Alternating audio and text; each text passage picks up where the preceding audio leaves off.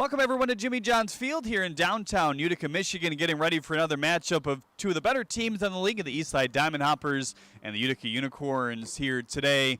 And as we saw yesterday, there's some, up and down movement that can still happen in the standings when it comes to 2, 3, and 4, maybe even the 1 seed. The Beavers with a very large sweep yesterday. We'll talk about that in a moment here in our My Michigan TV pregame show. We welcome all of you watching in the stands here today. Hope you have a great day at the ballpark on a Sunday fun day, Reptile Day at the ballpark. And if you're listening on the stream, maybe chime in with your favorite reptile. We'll have some reptiles around the ballpark, real live reptiles here, so take advantage of that. Maybe hold the snake, look at the turtle. There's a lot of things to do at the ballpark here today besides the baseball game as well. As for the baseball game, the two of them that we saw last night, pretty good doubleheader between the Beavers and the Mammoths. We were oh so close to getting that first game done before the rain and the wind came, and two pitchers were dueling in that one. Colin Ledbetter on the hand of the Mammoths had a really good start, and Trevor Jackson on the side of the Beavers. He's been their ace or forming into their ace for the last couple appearances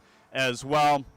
He was able to pitch into the sixth before the rain came, visibly frustrated just because he was dueling after he gave up the big home run in the end, which was the difference in that game before the Beavers were able to shut it out later on. And James Crick came in and was able to finish off that game in the end and signal a victory in Game 1 for the Beavers. They would win Game 2 as well in comeback fashion. Another game that, kind of hung around 3-2 the final score in both of those contests. Another good pitching duel between Shea and Parisi. Parisi in just his second appearance going 4, looking strong once again. Shea, on the other hand, striking out 8. He's a guy that's really rounded into form for the Beavers, and it's going to be fun to watch as we head towards the playoffs, and we'll see who gets the start in Game 1 of the playoffs, depending on where they're seated as well for the Beavers. Could be interesting going forward.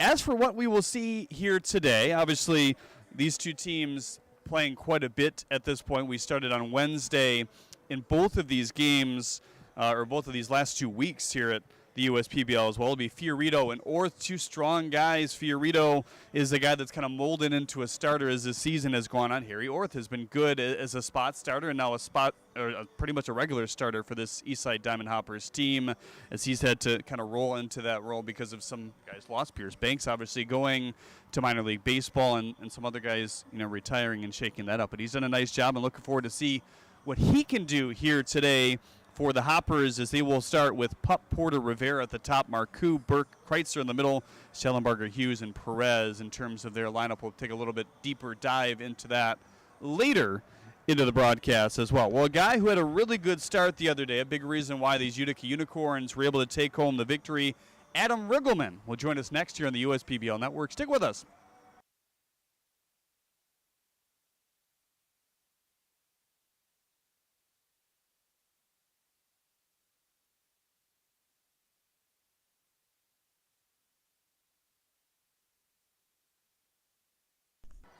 Back with Adam Rigelman, 7 innings the other day for you. No hits, the longest outing you've gone this year. I guess what worked for you? We went out. The Hoppers have a lot of lefties in their lineup, so we had a little plan before the game. We got to get the changeup across, a little fastball changeup to the lefties, and then we'll just do what we can with the righties, slider, curveball, just try and keep them off balance and really just throw strikes and just be efficient, let them make contact and let the guys in the field make the plays. I know we kind of had a conversation off the air at the beginning of the year when you kind of started your pro career coming out of college, but you said, hey, I learned how to pitch this year in college more so than ever before. I guess what does that mean? Leading up all in before this year, you got decent stuff, you can get guys out, but there's a real art to being able to pitch, reading the guy's swing on a certain pitch or even on a take. You can read body language, you can read things, whether they saw it well and whatnot. And I learned a lot this year of just reading hitters and being able to just play off what the hitter's doing more off of trying to throw to my strengths, just trying to throw to a hitter's weakness more. That's probably a little bit easier to do in a league like this as well when you see guys constantly, right? Yeah, and our catcher, Matt Parkinson, he does a great job of keeping notes on hitters all throughout the year, so scouting reports are real easy. He makes it a lot easier for us. Well, you have a lot of confidence in your off-speed stuff and certainly your breaking balls as well. You'll throw breaking balls on fastball counts. How long has it been like that for you, I guess? This year, really. I was probably 55, 60% fastball guy, and then this year I was probably almost 50-50 in college between fastball slider. I got here and kind of lost the slider, so I've changed the grip a little bit, and it's coming back. But I still have a lot of confidence. I'll throw any of my 4 pitches in any count. It doesn't really matter. Is it hard to throw both the curveball and the slider together? It just depends on kind of the guy and their grip and all that stuff. That's what it ended up. Mine had started to jump up out of my hand and look more like my curveball that I was throwing. So I knew I had to do something to get around. Right. So just got with Mitch and Shane and just played with the grip a little bit. Now it's back. It can be difficult to throw both. They like to gel together sometimes if you're not throwing them correctly. Well, as we kind of near the home stretch in the playoffs, right in our view, I mean, it's just going to be a couple weeks and it's here. Your thoughts on, maybe the 1 versus the 2 seed? The 1 seed, obviously, you sit all the way to Sunday. The 2 seed, you're able to play back-to-back potentially. Yeah, it's obviously you want to be the 1 seed. You want to go in. All you have to do is win 1 game. Sure. But the way it's set up with that big break, it's hard for hitters to go from playing. I think we play on a Saturday.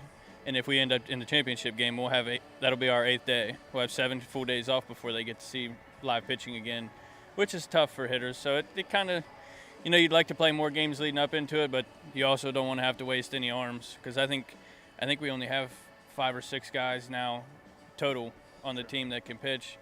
So it'd be nice to just have to play 1 game, save arms. Would be a lot easier, but it is tough for hitters to take that long off without seeing live pitching.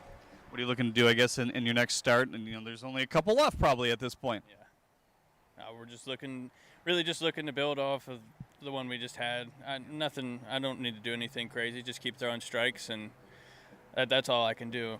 I can throw strikes to the best of my ability, and what happens after that happens. Thanks for stopping by. Best of luck to you guys today. Thank you very much. Adam Rigelman, really nice start the other day. 7 innings, 2 hits, 2 walks, and 5 Ks overall as well. First pitch between the Unicorns and the Hoppers coming up shortly here on the USPBL Network. Stick with us.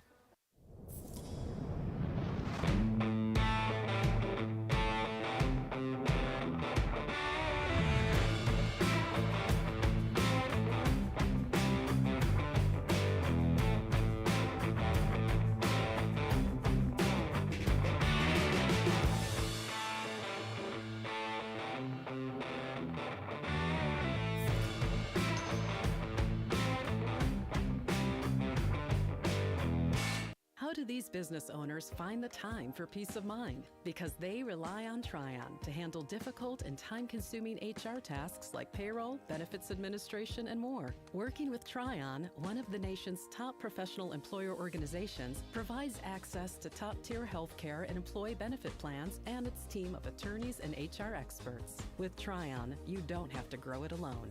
Visit RelyOnTryon.com. You can always rely on Tryon. What makes Detroit Mercy so unique is the fact that it's in the middle of Detroit, and especially with their service learning programs, you really get a chance to be a part of the community. Detroit Mercy. Build a boundless future.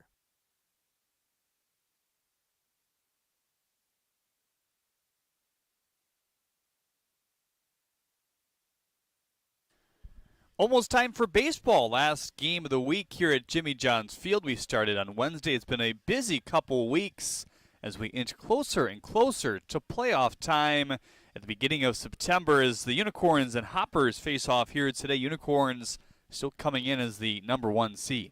This broadcast is brought to you by the following: Ascension, Belfour Property Restoration, Budweiser, DTE Energy, Fifth Third Bank, Jarbcom, Jimmy John's, Macomb Community College, McLaren Macomb, McQuaid Heating, Cooling, Plumbing, and Refrigeration, Metro Detroit Chevy Dealers, Pepsi, Scott's, and UWM. We thank all those fine partners for what they do for this league.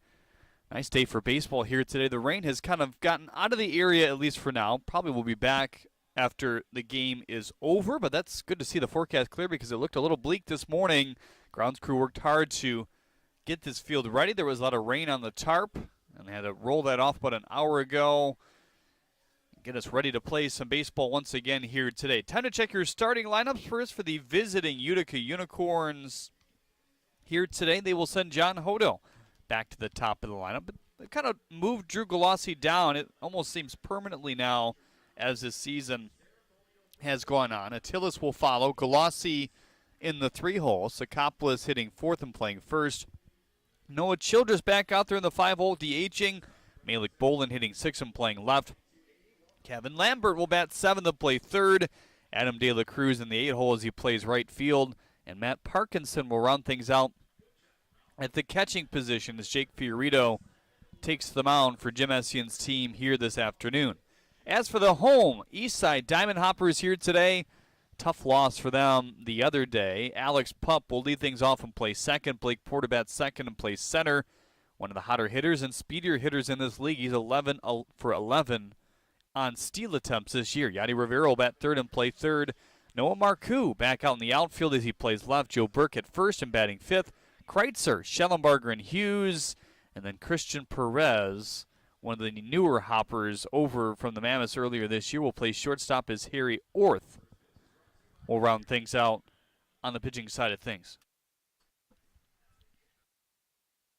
Take a peek at the Scots standings here entering play today.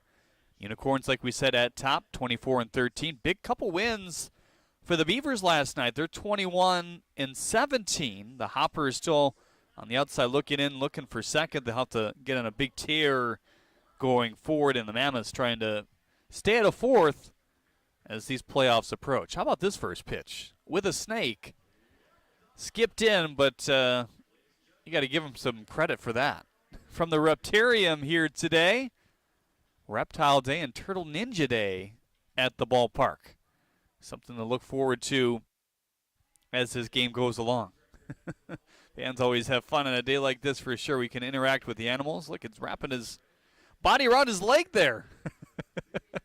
It's got to be a little restrictive going forward. Well, I'll remind you can chime in with us on Facebook and YouTube in the chat section. Ethan Gerber has already chimed in on YouTube. He says, let's go Unicorns here today. We welcome questions, comments, where you're listening from, anything you want to chime in with us here today. Well, we told you it's Harry Orth against Adam Rigelman. Your pitcher comparison brought to you by Ascension. Rigelman Harry Orth against, not Rigelman, what am I saying? Against Fiorito. We talked to Rigelman earlier here today, and it was stuck on my computer, but he just threw the other day, so no way he could throw here today. Orth will enter play with his 14th appearance overall, 35 1/3 innings of work overall. Gives up a decent amount of contact, fly balls as well. Done a good job of keeping his home run total low, though. He's only given up 2 this year, and he's been an effective starter ever since he was kind of pressed in this role. On the other side, for Jake Fiorito, he will also make his 16th appearance here today, 48 innings of work, is right up there for one of the league leaders. He has subbed in as a starter as this year has gone on. It'll be interesting to see, obviously, what seed the Unicorns did and what pitcher they would go for. I guess looking at it now and just kind of talking to some of the coaches, I think Rigelman is the leader in the clubhouse for that, but obviously other guys have a chance to step up and show why they could be the Game 1 starter for this Utica Unicorns team as well. Unicorns and Hoppers coming up shortly here on the USPBL Network. Stick with us.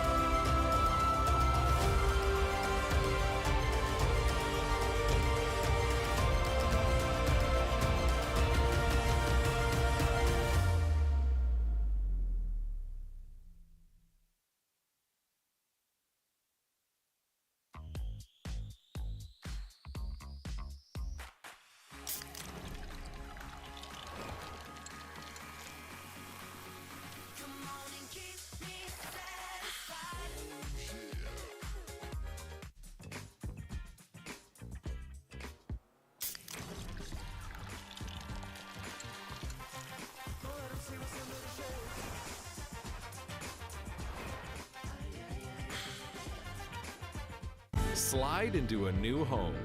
Work with a local mortgage pro who works for you. Get a cheaper, faster, easier home loan. Find a mortgage broker near you today at findamortgagebroker.com. You hear about the promo that Jimmy's John's got going on? 5 off 20? How they pulling it off? Magic? You got David's Copperfields in there? Show yourself, Copperfields! Jimmy John's. $5 off orders of 20 or more.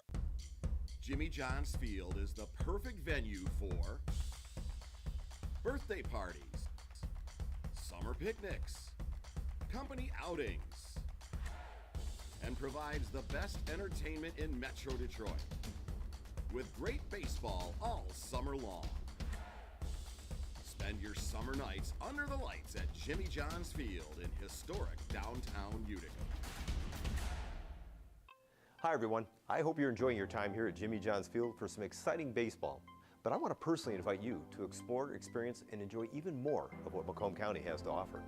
From shopping local to running or biking on our trails, feasting with family and friends at our restaurants and wineries, there are even opportunities to canoe, kayak, or even relax on our waterways.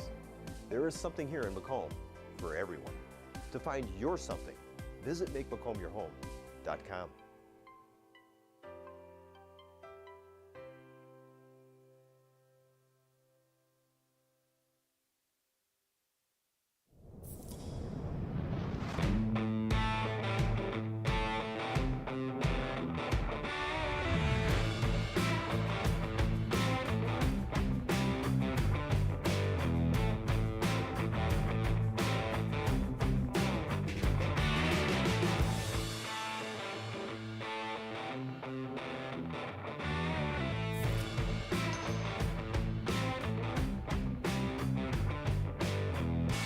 We're the financial champion of Michiganders. Whether you're a goal-getter or dream chaser, an empty nester, or up-and-comer, anyone in Michigan can bank with us. Michigan Schools and Government Credit Union. What makes Detroit Mercy so unique is the fact that it's in the middle of Detroit, and especially with their service learning programs, you really get a chance to be a part of the community. Detroit Mercy. Build a boundless future.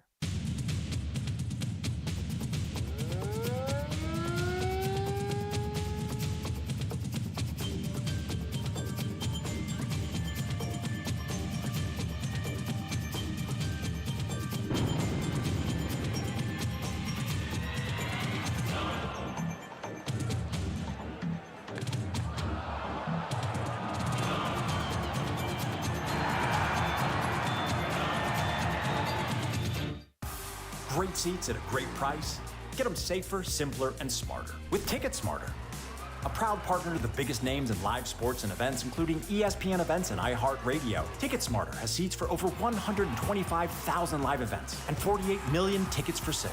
All backed with the Ticket Smarter 100% ticket guarantee. Thinking about your next great live event? Think smarter. Think Ticket Smarter. Get your tickets your way, guaranteed at Ticketsmarter.com.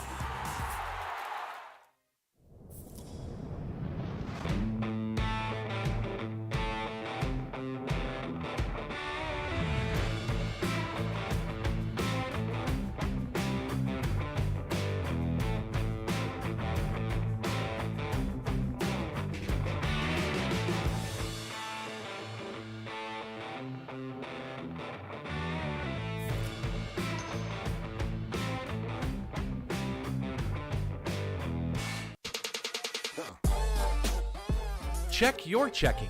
If your account doesn't get you pumped, amped, or geeked, make the switch to Genius Checking from Genesis Credit Union. It's just genius.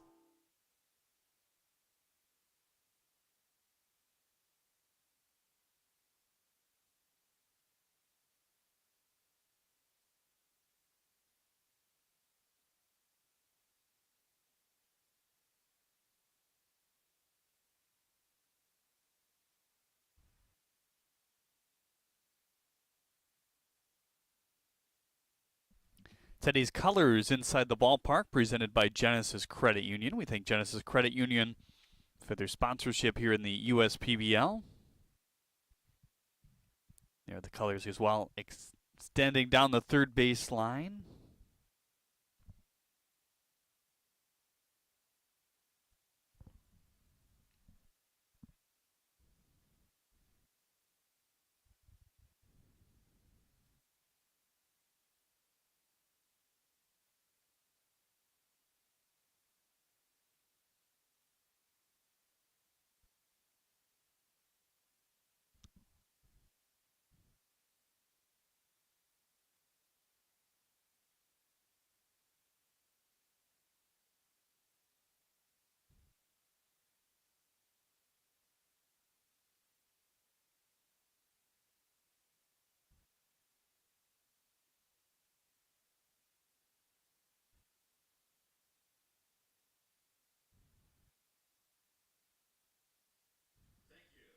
Always cool to have them inside the ballpark as well. Harry Orth about to take the mound here for the Eastside Diamond Hoppers. Looking to keep these Unicorns off the board early. Kind of a pitcher's duel the other day, even though the 5-0 final score doesn't necessarily indicate that. 2 of those 5 runs were scored against Mike DeSanti late in that game in the 8th. A home run to right center off the bat in the end of Ari Sakopoulos, his 12th of the year. Harry Orth kind of tipped me off to the fact that he might add in a cutter here today, which is a pitch that we have not seen from him. Normally a 4-seam fastball, splitter, and a curveball. Something he's been working on with his throwing partner Harry Eddington as well quite a bit. He said it'll be around 85, 86, which his pitches don't really range in that area. So hopefully it'll be pretty easily identifiable. But it's something he's excited about potentially adding. But he did say, hey, if it doesn't feel good in the bullpen, I might just not bring it out here today. But I could throw it on the first pitch of the ball game just to get a feel for it here in between the lines as well. So look out for that from Harry Orth. It's a 4-seam fastball that's ranged anyway for 90 to 92, and as high as 93 so far this year. The last appearance for Harry was on Sunday against the Beavers. A solid 5 innings, allowed just 2 hits, no runs, no walks, and 8 strikeouts. We'll look to do that again here today. His second start in a row before he was used as kind of a spot starter, but he is needed in this capacity right now with this team. It'll be his 14th appearance this year. 3.31 ERA entering play here today. A strikeout rate of 8 and a walk rate sub 2. So the strikeout rate not really going to pop out at you right around league average, but that walk rate really good. Anything under 2 is kind of the benchmark for sure. Even under 3 can allow you to have a decent amount of success, certainly in this league. Cloudy day, it might just be that way the whole day, whether there's rain or not mixed in. But we're hoping that we'll be good to go throughout this game. That's what it looks like. Definitely a cooler feel to start today than yesterday's game 1. Right around 73 degrees here. Shouldn't get higher than 77 by day's end here in Metro Detroit. John Hodo striding his way in to lead things off.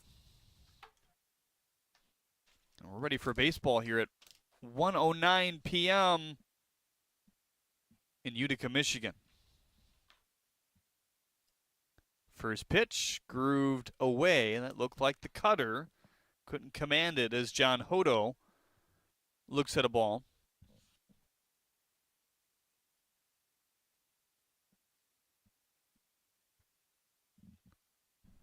Ready and ready matchup to begin this game. Everybody at pretty normal depth with the bases clear. Here's the 1-0. Fastball in for strike 1. Time to check defense. Behind Orth here today, brought to you by 3-Dimensional Services Group. Prototype production proven. It's Marcoux in left, Porter in center, Schellenbarger's in right. Rivera and Burke on the corners, Perez and Pup up the middle with Hughes behind the plate. That one flipped foul. 1-2 on Hodo now. John enters today, 278. really since after the first month or so, he's hovered at 300 or above mostly. Maybe the at-bats just catching up to him at this point in the year. Now the 1-2. Near the eyeballs, but looked at for ball 2. Hodo, Attilas, Galassi at the top of this lineup here today for Jim Essian. We talked about kind of moving Galassi down. He was leading off for most of the end of last year and for at least the first 2 months of this year as well. Feel the count on 3-2 now on John Hodo. So four-seam fastball, splitter, curveball, cutter now. Here for Harry Orth. High fastball percentage. He likes the splitter as well, and it can be an effective pitch for him. Gets a lot of swings and misses on it. Here's a ball pounded to right, but hanging up there. Feels like a little bit more of a dead air here tonight. We'll see how the ball flies. There wasn't a whole lot to speak of last night in terms of even balls to the outfield. Quite a few strikeouts in between the games, but there were a few pokes that mattered. Hit out. One, Elijah Brown hit one to right field to tie up the game for the Mammoths at that point. And a big double hit by Wellington Guzman in the top of the 6th inning in a 6-inning game. Was able to break the tie in the end. 3-1 Beavers in game 2.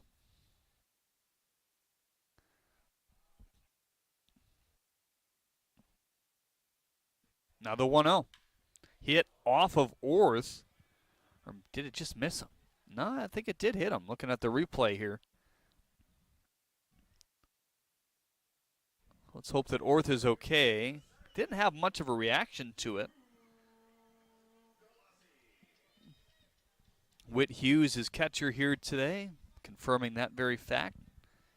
Nobody seems all too concerned, though. I think it just hit off the inside of his right leg, potentially there. Off the bat at 100. And Attilas just continues to swing a hot bat.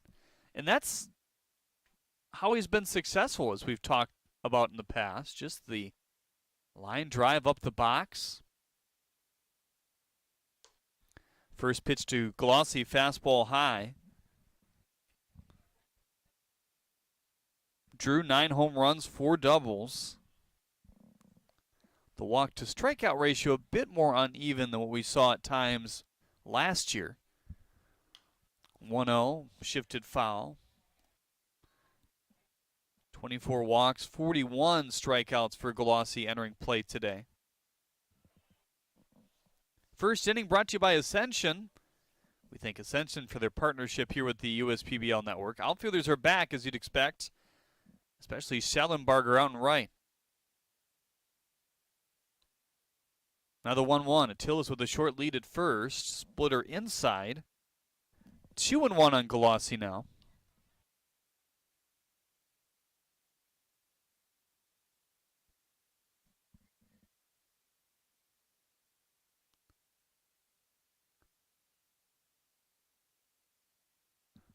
Orth gets ground balls at an above average rate, so we'll see if he can double up 2 speedy runners here. Attilas, of course, from first and Galassi from the box.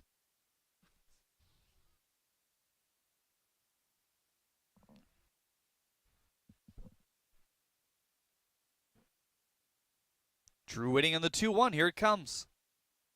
Fastball low and in.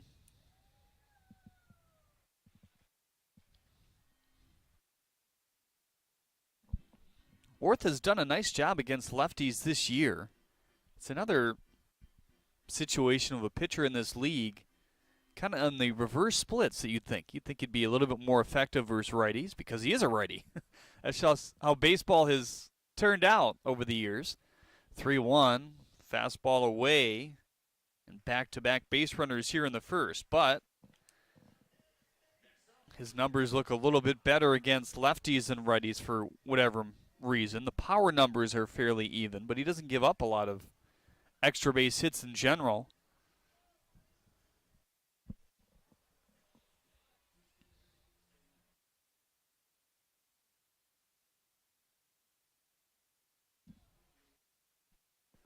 Here's another lefty in Ari Sikopoulos.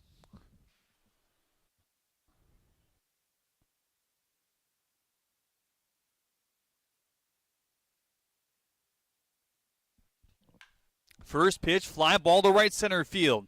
Chasing Schellenbarger back. It is off the base of the wall. Just hit under the yellow marking out there. Attila scores. Galassi will hold. And that's double number 8 of the year for Sikopoulos. And RBI number 37 as the Unicorns scrap across a run early here. Boy, off the bat, I thought that had a chance to sneak out of here. And it hit in a spot that made it ultra close to doing that, just above the line. Good job by Porter to get back to it quick enough. I think just from watching the replay as well, he thought he may have had a shot to catch it in the air. But it just carried and carried, which it seems balls off the bat of Ari Sikopoulos often do.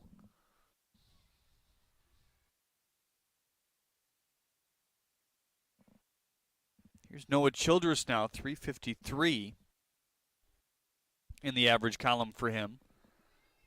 Splitter broke off the plate, 0-2 now.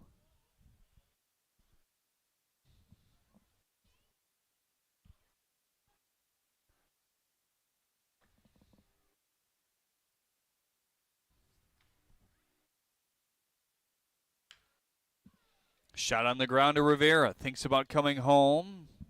Didn't have a great read on it as Galassi went right away, and he will score 2-0 Unicorns here in the first. Ari Sikopoulos remains at second.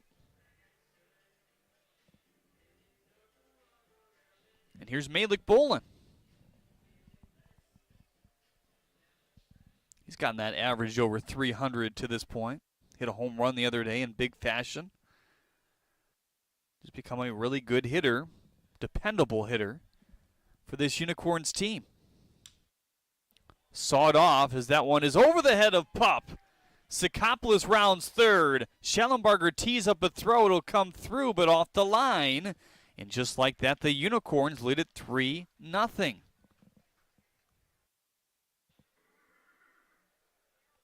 I feel like we've seen that more and more. Might not be off the barrel or exactly where you want to hit it, but we've seen some big base hits just muscled to the outfield. Luke Fenley had one of those in Game 1 yesterday, a double that made the difference.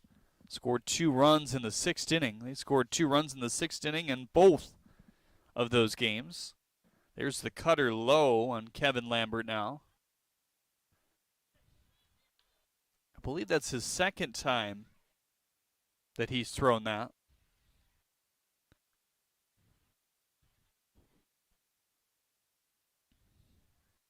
Outfielders at medium depth. Infield back with 2 outs and the runner on first. Burke holds it on him. Fly ball to left center field. Heading towards the scoreboard there. And that is gone! Lodges in between the netting and the left center field wall of the DTE sign. And Kevin Lambert has home run number 5.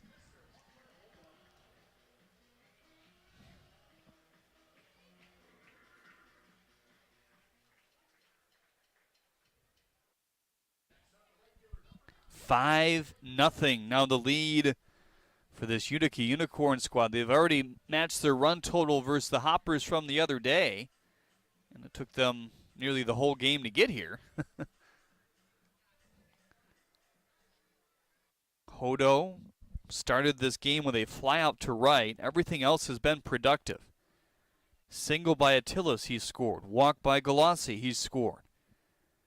RBI double by Sikopoulos, he has scored. RBI ground up by Childress. The RBI single by Bolin, and now a 2-run shot by Kevin Lambert to left center.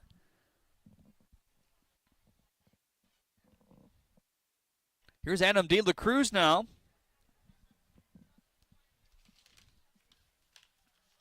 1-0 ripped to right. Schellenbarger sees that one fade into the glove, and an inning to forget for the Eastside Diamond Hoppers.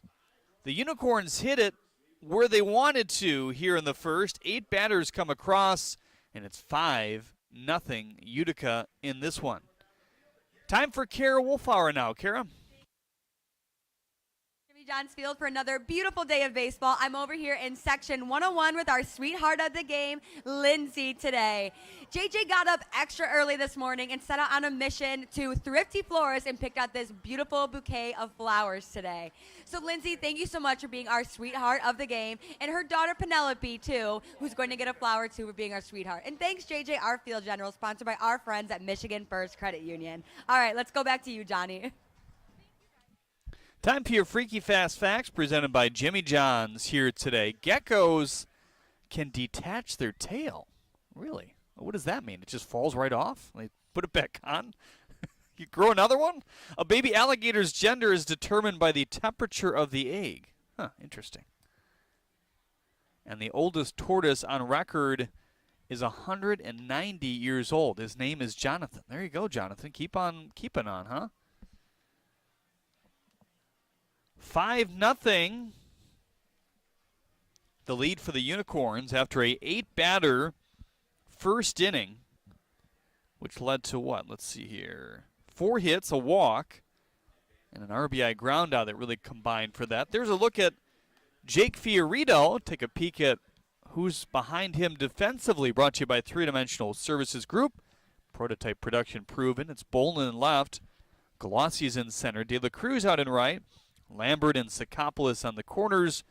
Hodo and Attilich, your double play combination with Matt Parkinson behind the dish here tonight. A slight breeze blowing out to right center. Not sure that really impacted any of those baseballs, but we saw some high fly balls nearly get out, and then the one by Lambert did to left center. I thought the Sakopoulos one maybe had a better shot off the bat, but hit it to a slightly deeper part of the ballpark, about 400 feet on right center.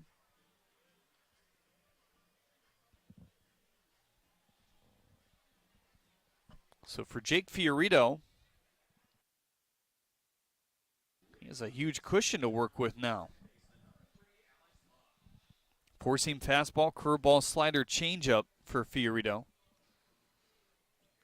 His last appearance coming just a couple days ago versus the Diamond Hoppers out of the bullpen. He pitched 3 innings, gave up 4 earned runs, 3 walks and 2 Ks. So considering that, you could definitely feel that this game could be a bullpen day for the Unicorns, and they've had to do that more than any other team, really. First pitch to Pup, big rip, but sent it foul. And at the beginning of the season, that's something they kind of knew they were getting into. Their starters weren't going more than 2 or 3, just based off the fact because they didn't really think they had a lot of primary starters that could go out there and have success just based off their role. Now the 0-1 outside. At this point in the year, they've lost a couple of their pitchers to injury. Ray Rodriguez and Brian Camacho, 2 guys that have been effective for them at some points. So they brought in another arm here recently, Rhino, number 40. But still 1 man short in that department. Slider away, 2-1. Brendan and I had this conversation either yesterday or the day before on the air. It's this point in the season where it's kind of awkward to bring in another guy. Number 1, because he won't be here for very long. And if you're coming out of town, that's kind of a tough ask for some. Now the 2-1 to Pop. Fastball away, 3-1 on Alex. Number 2, it's all about development. So you really can't develop a guy per se in a week or two and work with him. A lot of developing early on is just observing. From the pitching staff standpoint especially. So you observe an outing or 2, and then all of a sudden you're in the playoffs, and a team maybe plays 1 game, and then they're done.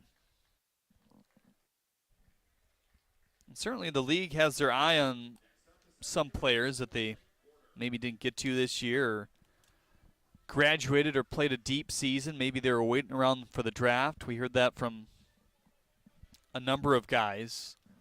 And part of the reason why some of those players weren't available to pick up for any independent team is because the draft was so late this year. Didn't really give them an option to get him here as quickly as you normally would. Golf to center. Galassi cuts it off. One up and one down here in the first. Hard hit there by Porta with some slice. 5-0 Unicorns here in the bottom of the first inning. They sent 8 to the plate in the top half. If you missed it, you missed a lot of offense. 3 extra base hits in total as well.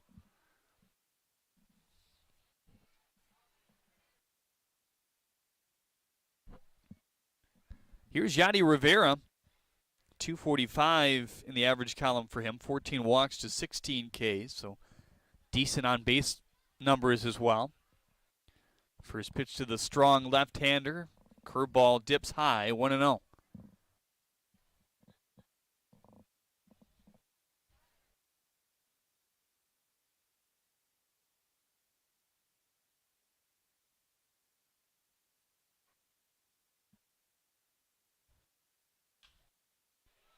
Shot to center, a base hit. So Pup with a walk, he stands on second. Rivera on first after his single. Now they'll look to get some of those runs back here in the bottom of the first. You know, the thought came to my mind. I was going to talk about it in the pregame show, mentioned it briefly before, but it seems like games have been a little bit more low scoring. Maybe it has something to do with the dog days of August, but obviously the pennant chase kind of unfolding as well. Here's the first pitch to Marcoux. Ripped foul. There's just been a lot of clutch hits. Hits that either extend a tight lead to a couple runs, or for the other day for the Unicorns, it went from 3-0 to 5-0. What at that time in the game in the 8th inning felt pretty large. But not a whole lot of lopsided scores. We've seen some teams go back and forth. 0-1, slider. Good snap to it for strike 2.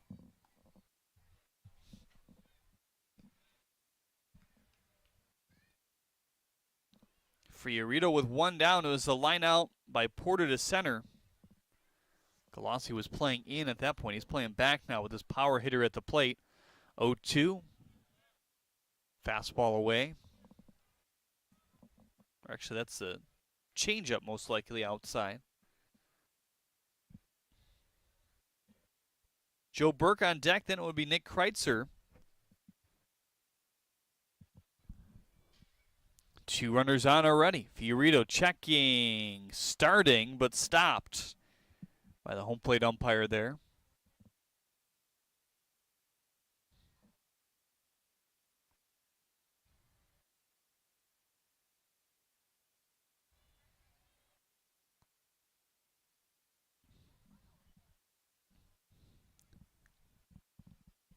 Now the 1-2.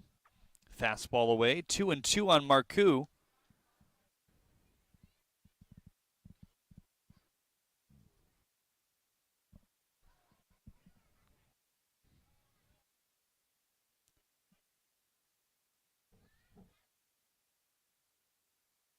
Large lead for Pup as he dances off of second. Little excuse me swing. Wow.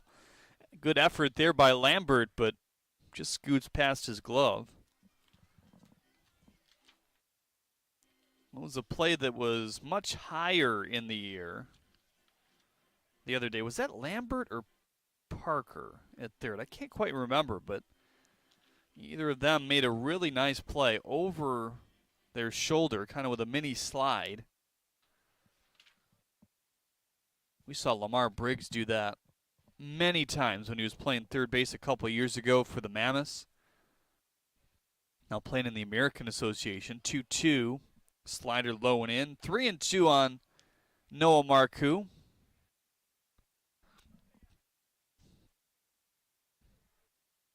Lamar Briggs was one of those players that kind of took an outfield mentality to the corner infield spot. Tracked down a whole lot of balls with all this lengthy foul territory when he was at third. 3-2, ripped up the middle. A base hit, Pup being waved around. Galassi in short order there, able to pump a decent throw that's bobbled by Parkinson. And the Diamond Hoppers not hanging their head as they put up one and have two more on with just one out in the first.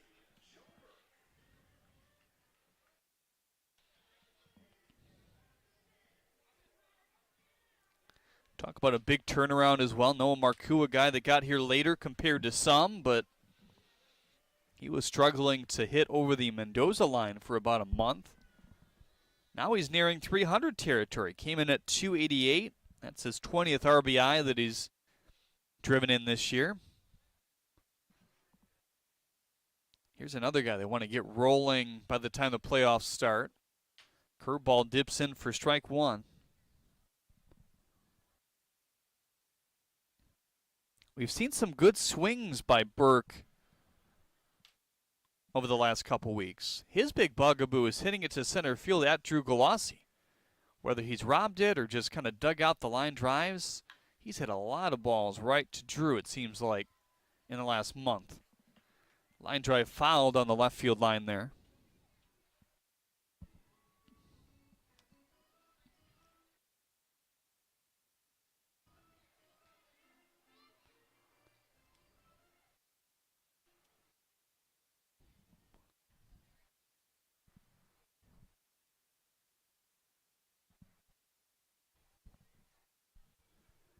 Oh, 2 shifted foul. Burke's sweet spot in terms of home runs and extra base hits, anywhere from left center to the pole side, all the way down the left field line. But yeah, the spray chart indicates most of his contact outs that reach the outfield are anywhere from deep left center to shallow right center.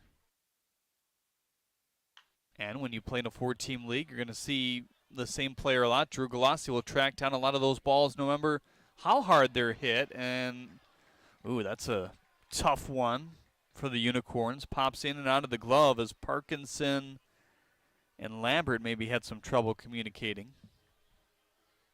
So Joe Burke still alive, trying to make him pay with runners on first and third here. Yadi Rivera on third. Marcoux on first. Pup has already scored.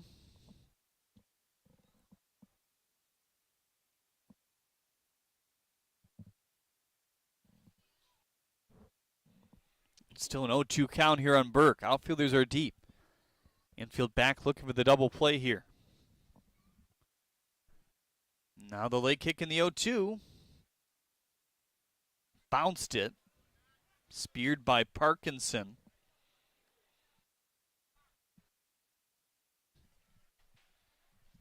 Well, by year's end, Matt Parkinson, you got to say, has done his due diligence at the catching spot. He's caught more games than not at this point. The Unicorns, one of those teams that really don't have a, or haven't had a true backup catcher. Brunson helps them out with that now. Just got here not too long ago, though.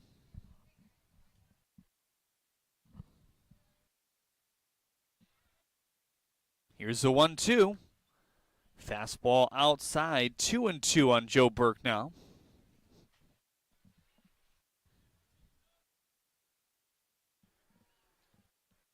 Leadoff walk by Pup has already been cashed in. Then the line out by Porter. Rivera singled, Marcoux singled. We've seen some hard hit balls all the way around for both of these teams here in the first inning. 2-2 shifted foul. Jeremy Otto to bring the call on the USPBL Network here today. Brendan has the day off.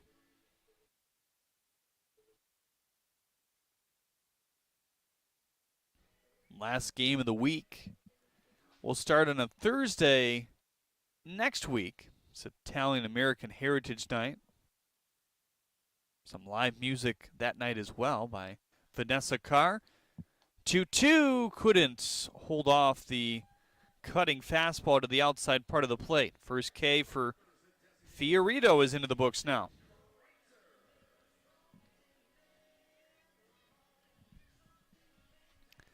Here's Nick Kreitzer now.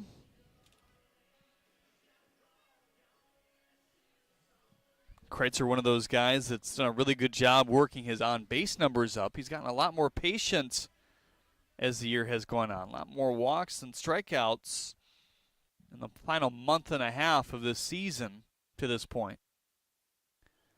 First pitch to Nick, low.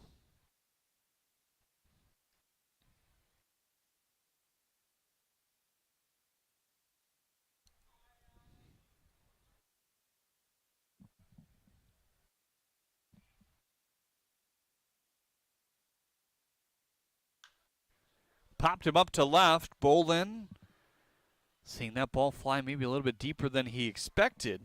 Able to squeeze out number 3. A run does score off the leadoff walk. Able to strand 2 more here in the bottom of the first on the USPBL network.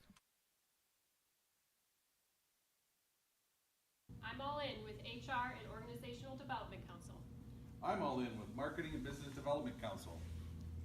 I'm all in with Operations and Member Experience Council.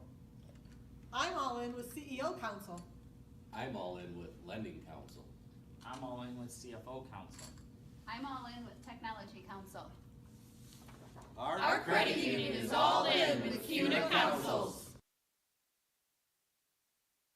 They call me Prospects. Since the day I was born as a diver's watch, the challengers of the world have taught me many things. Life is not a numbers game. It's about challenging ourselves. No matter what happens, just follow your heart. These pioneers drive our generation forward. Not by setting records, but by never giving up. Keep going forward. Prospects. Available at Lucido Fine Jewelry.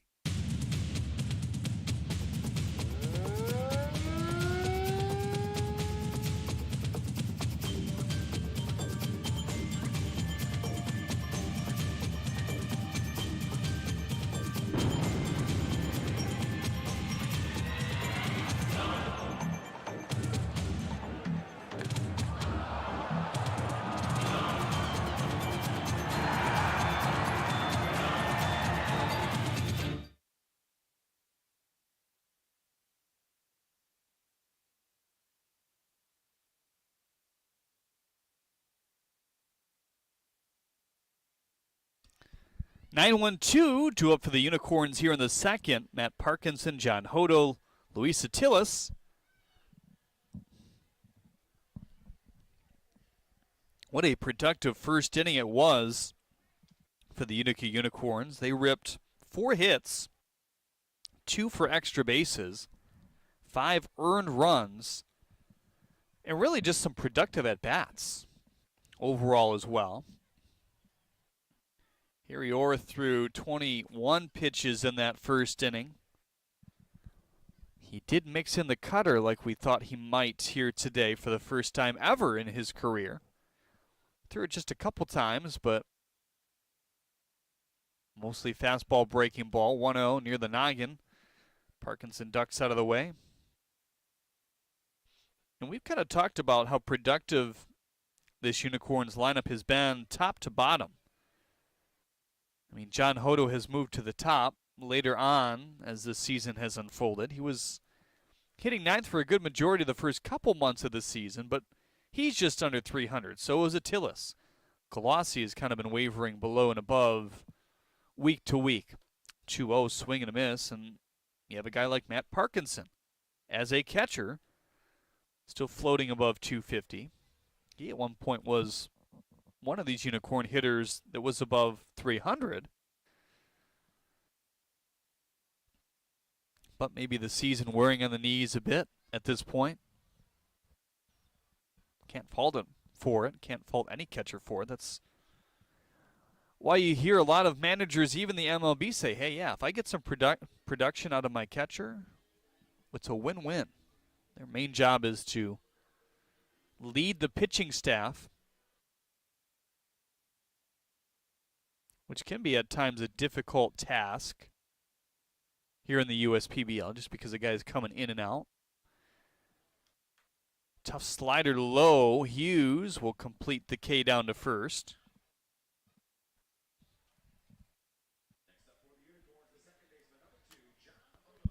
Brings up John Hodo now.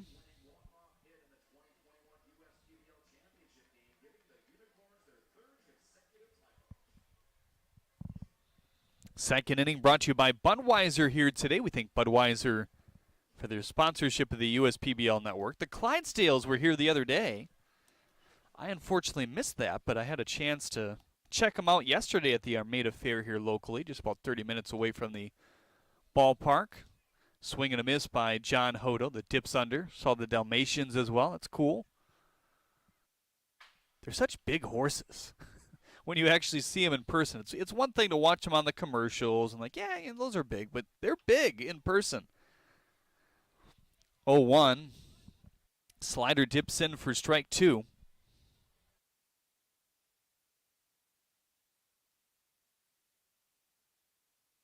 So lots of animals at the ballpark.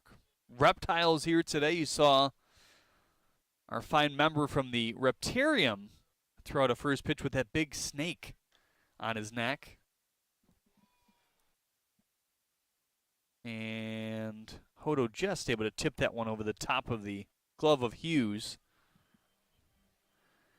It looks like it might have bit our home plate umpire here today as well.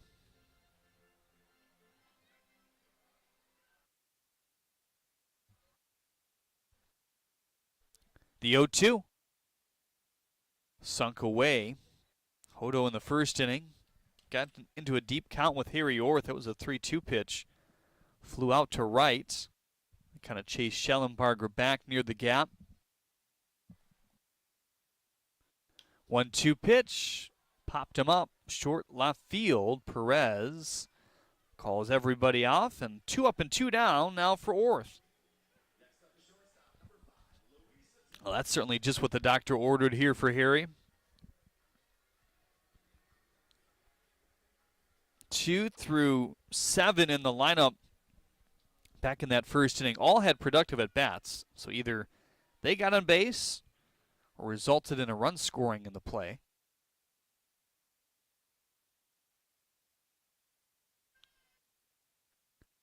Not a lot of action could happen on the field in terms of warming up for these players either. I mean, you don't take on-field BP hardly ever on a day game like this.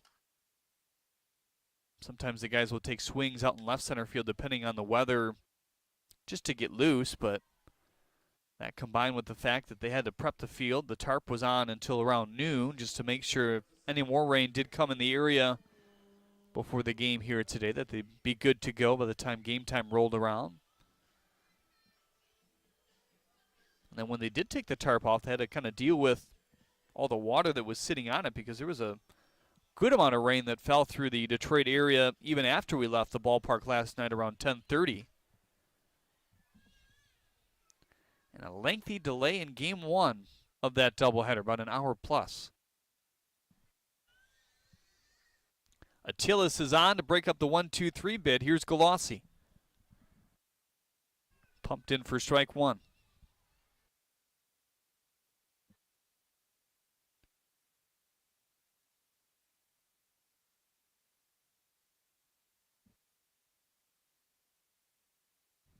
Short lead for Attilas over at first.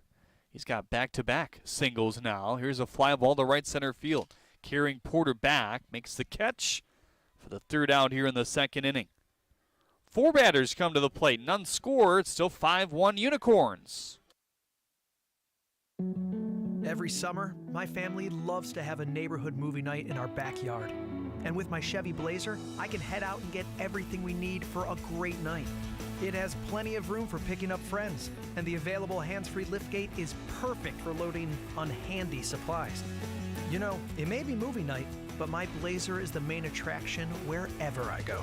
Lease a 2022 Blazer 2LT for just $239 a month for 24 months. Put it in D and see why Chevy drives the Motor City. Check your checking. If your account doesn't get you pumped, amped, or geeked, make the switch to Genius Checking from Genesis Credit Union. It's just genius. Slide into a new home. Work with a local mortgage pro who works for you. Get a cheaper, faster, easier home loan. Find a mortgage broker near you today at findamortgagebroker.com. You hear about the promo that Jimmy's John's got going on? 5 off 20? How they pulling it off? Magic? You got David's Copperfields in there? Show yourself, Copperfields! Jimmy John's. $5 off orders of 20 or more.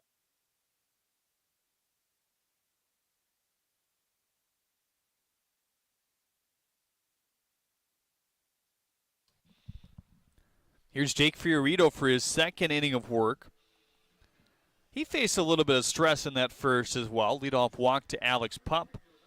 Then the line out by Blake Porter. Single by Rivera. Single by Marcoux. Brought along the lone run. Strikeout to Burke. Line out to Kreitzer.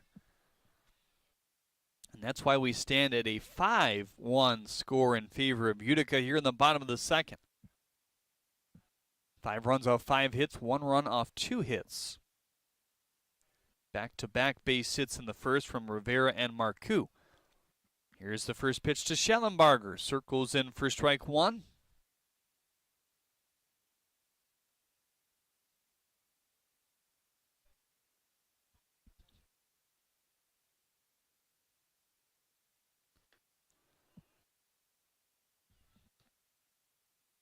Schellenbarger, Hughes, Perez. 7, 8, 9 in the order here in the second. Both of our starting pitchers here today, both hitting 80 miles an hour on a pitch consistently. For Fiorito, I think that's his slider, even though that's kind of above his average. He's maxed out at 82. I think that's kind of an outlier, though. But not a lot of break on it so far. There's the fastball that tails away. 2-2 to Bryant now. 15 runs driven in for this left-handed bat. They shade him on the right side of the field to go to the pole side. Outfielders are straight up. 2-2, bounce low and in. There's another slider.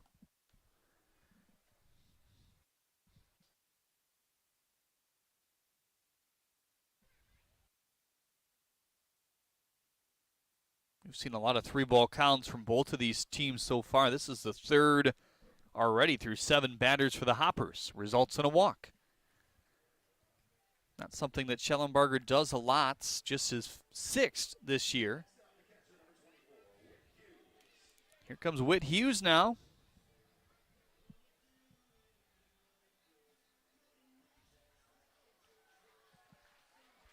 Hughes has been with the USPBL this whole year. Scott Combs has been here about a month now. Good addition at the catcher spot, certainly for this Hoppers team. Combs has gotten a little bit more of a sniff lately than Hughes, who they're hoping to develop at least another year. He's a young USPBL player at 22, just turning 22. He's one of those rare exceptions of spending 4 years in junior college, playing baseball as well. Obviously, he had the COVID year, which granted him an additional year, and was just kind of able to wrap up school and get his way here at St. Clair Community College. Had a familiarity with Ryan Kotke, of course, before coming here as well.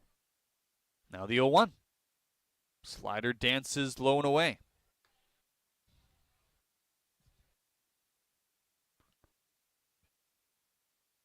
Some stretching. That's Montaner out in the pen for the Unicorns.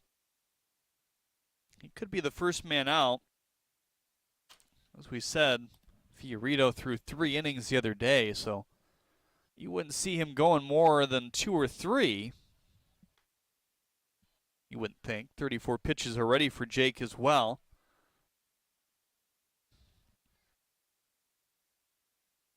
We told you kind of about some of the shuffling that's happened with this Unicorns pitching staff. Camacho and Ray no longer with the team. So Montane, Bewley, Calipiccio, Taylor, and Rhino, some of the only players you think are available here today. That one catches the corner for strike three. K number 2 for Jake today.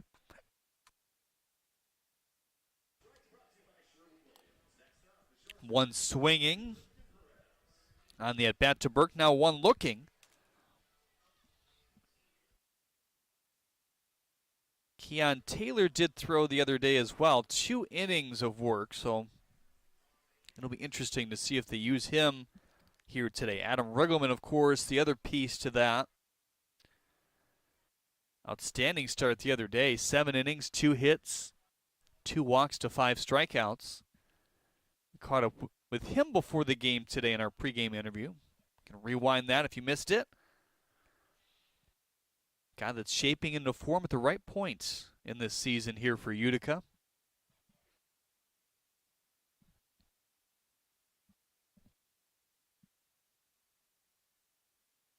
Now the 1-0 from the slide step. Fastball in for strike one. Pup on deck, the top of the order. He walked to begin things in the bottom of the first. Came around to score as well. The only run on the board thus far for these Hoppers.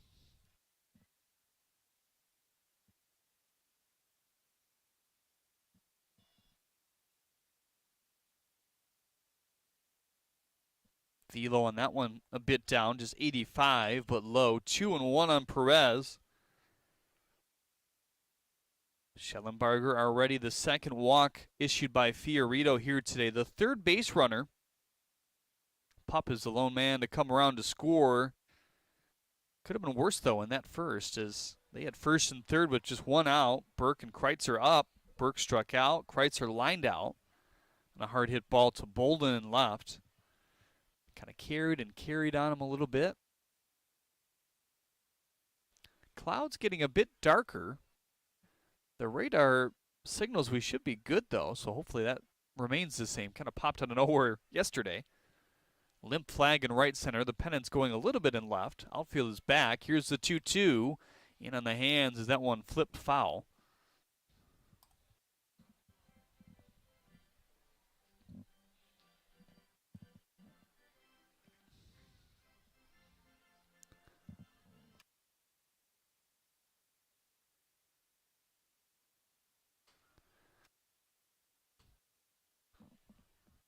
Two and two on Perez. Chopped on the ground. Attilis gets to it quickly. Feeds in time, but everything a bit too slow all the way around. The ball, just kind of a trickling one. Attilis had to come in and throw it at an odd angle. Hodo trying to avoid the charging Schellenbarger. And now with 2 outs, the top of the order makes its way back up.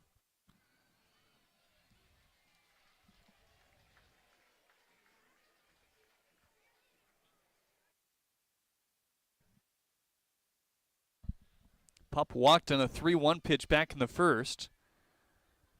Well, maybe a first game there for that baby. How about it? It's the baby cam here today. I guess we had the praying mantis cam yesterday. If you missed that, that was must-see TV. The end of that game, making his way across the backstop. First pitch to Pup, swing and a miss.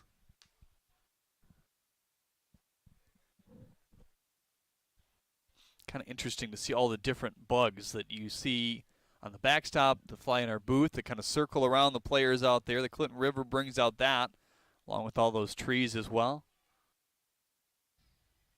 Some interesting ones that we've seen over time. Here's the 0-1 on Pup. Breaking ball blocked nicely there from Parkinson. It's a guy that's going to keep it in front of him more often than not, certainly, Matt Parkinson. We talked with Adam Rigelman before the game about kind of how he prepares, the books that he has on each one of these hitters. Some pitchers want to hear that and really focus on it. Some don't. Just depends. Here's the 1-1. Slider away. But given today's day and age in baseball, the higher you get, the more important that is. You see outfielders pulling spray charts and such out of their pockets in Major League Baseball. You see the iPads being looked at before pitchers go out or hitters go out to face a new pitcher. It's a whole new age for sure. Now the 2-1 on Pup. Fastball away. 3-1 on Alex.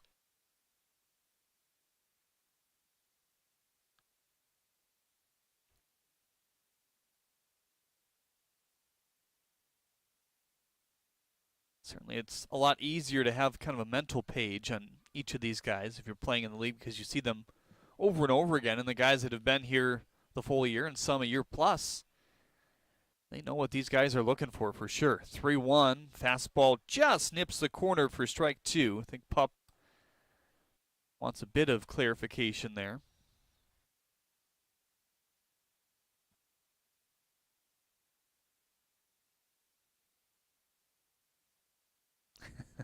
It's a good spot for a nap, huh?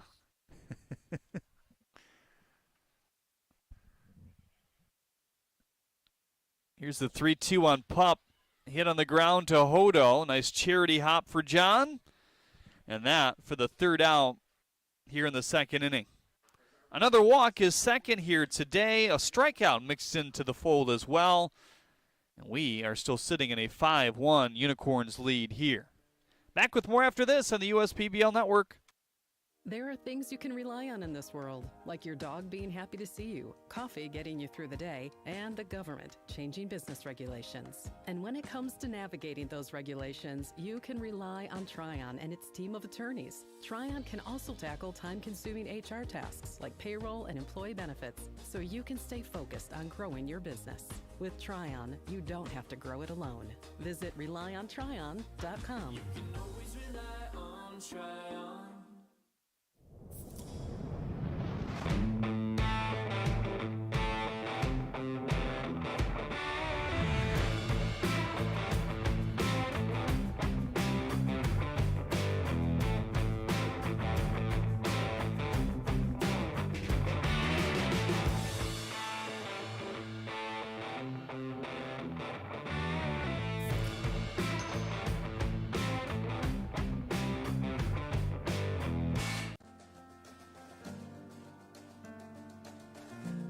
We joined Green Path and instantly felt a support around us. They developed a plan on paper, and this is how we're going to do it. The plan that they gave me was something that was sustainable. It was something I could do. It was actually lowering my payments monthly by hundreds of dollars. Choosing Green Path is a no-brainer.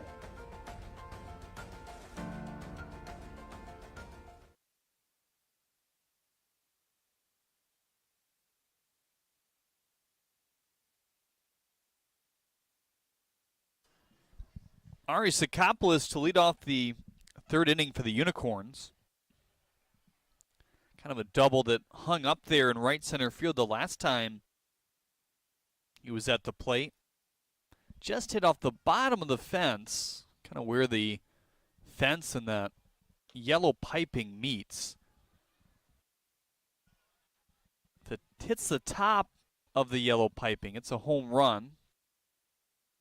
That's kind of most important, especially when you're looking in this ballpark in left center field, because you have the netting over all parts of the scoreboard out there, kind of the panels on the left and right and the big portion in the center.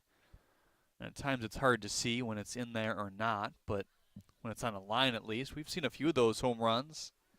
Lambert's home run just kind of ended up between the piping and the netting. 1-1. Cutter high. 2-1 on Sakopoulos now. All 5 of these runs scored in the first inning for the Unicorns. Hoppers responded with 1 in the bottom half. Had a couple more base runners in the last half, but stranded there. Got way on top of that one and looped it foul. 4-5-6. Due up for Jim Essian here in the third. Sakopoulos, Childress, Bolin.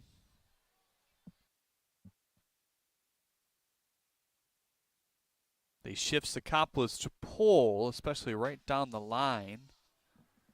Burke hugging the bag. Schellenbarger more towards the line as well. They leave some space in left center field. Marcoux all the way in the gap in left. Here's the 2-2.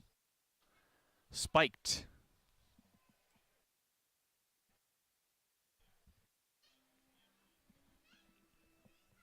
In the second inning for these Unicorns offensively, 2 quick outs and the single by Attilas and a fly out by Galassi. So good job by Orth to reel it back in. I'm sure they'd like to at least see him go 4 at this point.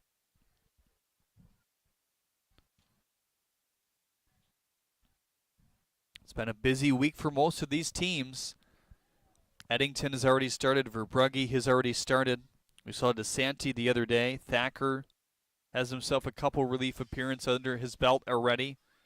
We've seen Drummond as well.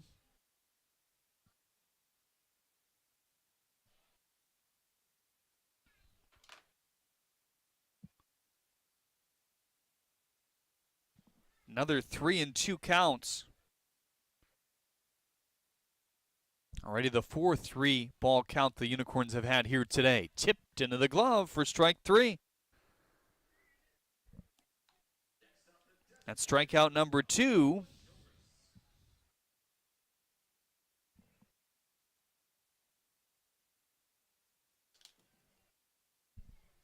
Now Noah Childress will come back up. He drove in his 25th run of the year back in the first inning. Just a little ground out. That was a part of that really productive stretch in the first inning for most of these hitters that came to the plate.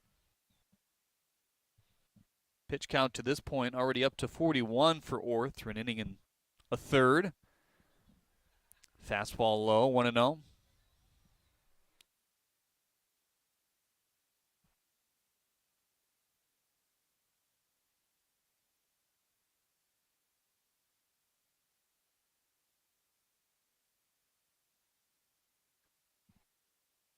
Two-0 now on Childress.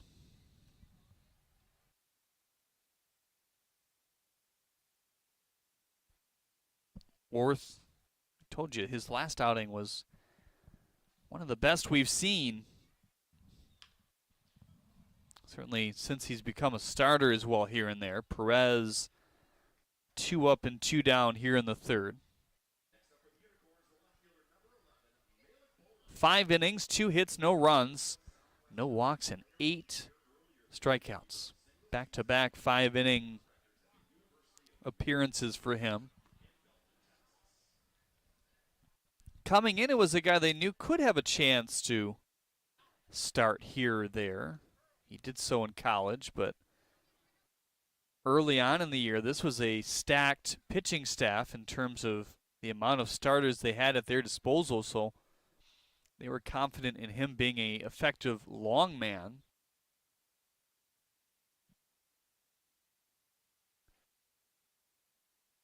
All the babies in the park today, huh? That's my future, right?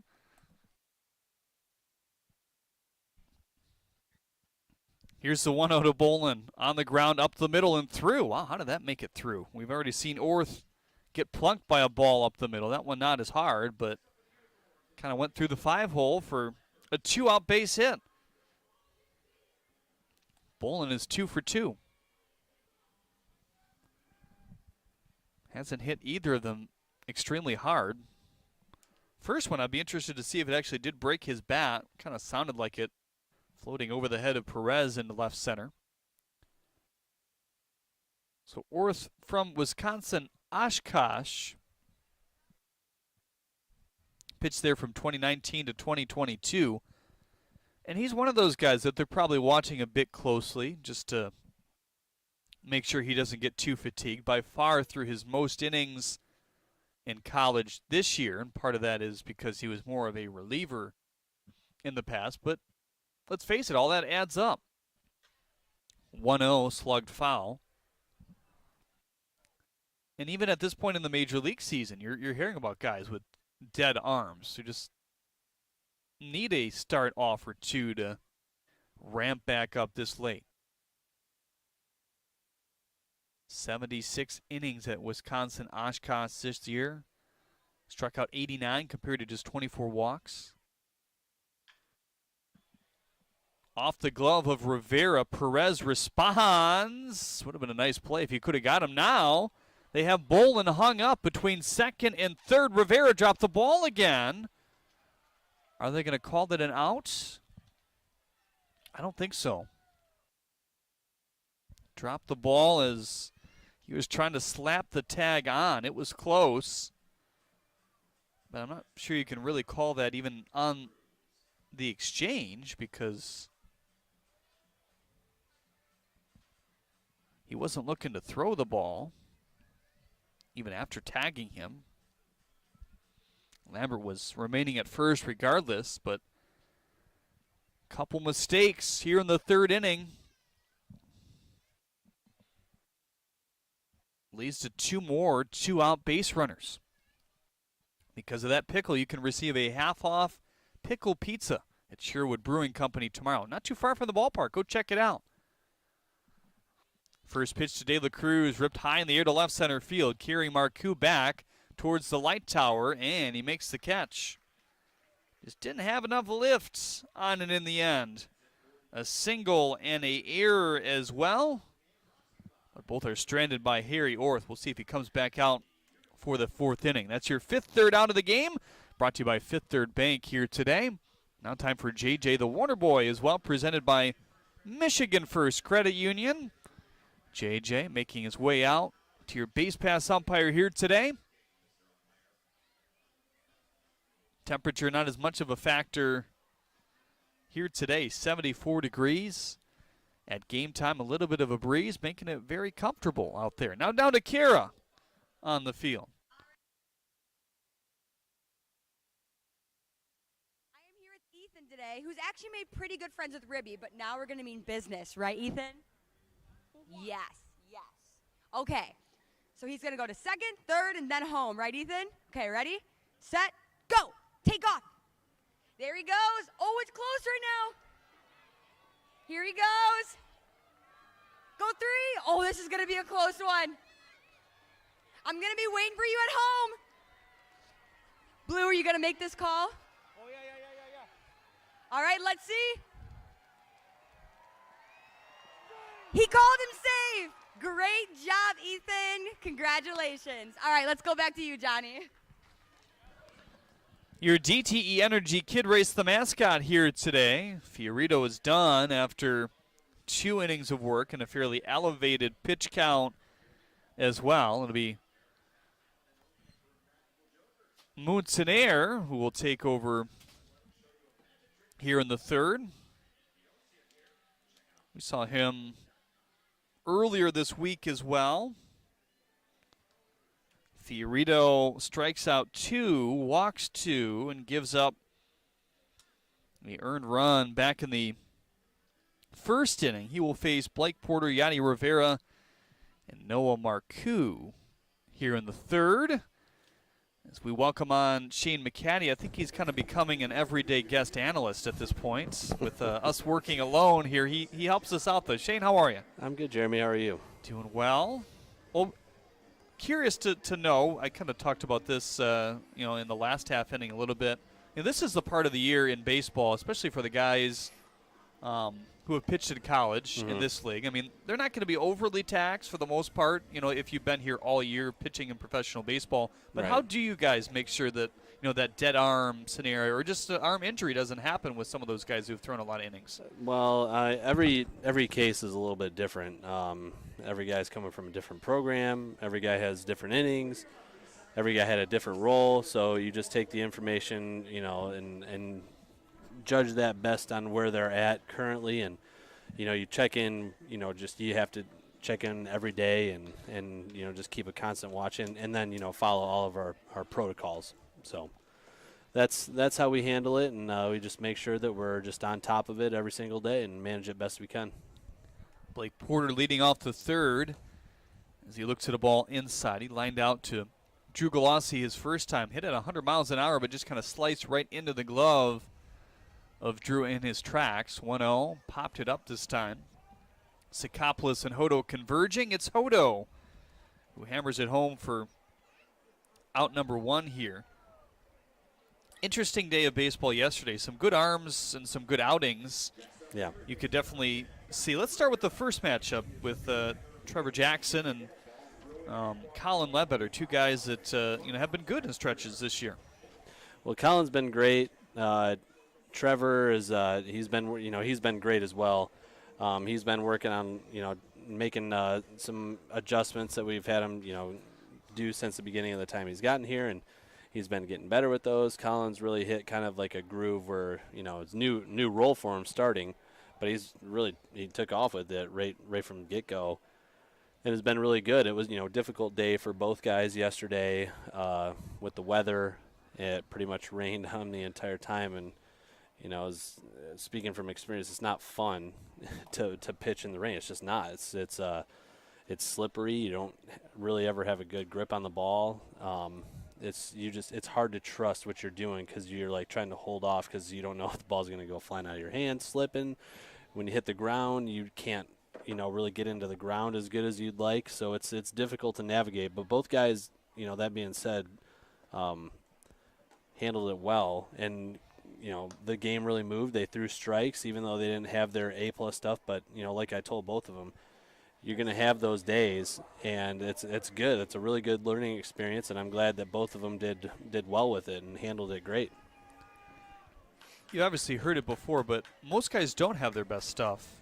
Most starts, right? Is that correct? I would say probably 70-75% of the time you don't have your best stuff. And it's funny because a lot of the times, the days where you do feel really good, it doesn't mean that you're going to go out there and have the best game. It's just, the nature of it. You just got to kind of take what you have that day and maximize it. And whether it's as a starter, which, can be a little bit easier because even if you don't have your best stuff, you have a little bit of time to find your groove. But it's not everyone gets there. But it's a little bit more difficult and as a reliever, because if you either have it or you don't, you got to make that adjustment right then and there. Otherwise, it's over for you. So it's all about the approach, and that's a big thing with guys at this level getting into professional baseball for the first time, and a lot of the cases that they have to learn how to manage that even more so. And we have talks about it all the time, just about how to go about that. Here's a 1-2 on Marcoux outside. Quick couple outs here by Moutsenaire in the third. Popped out Porter, Cade, Rivera. Third K overall for the Unicorns pitching staff here tonight. Now waiting on the 2-2 outside. What goes into, I guess, deciding to make a guy like Ledbetter a starter? Well, with him, this is his second year here. I don't think he's really started since high school. But you get a good feel at this point with him, having a lot of innings under his belt here.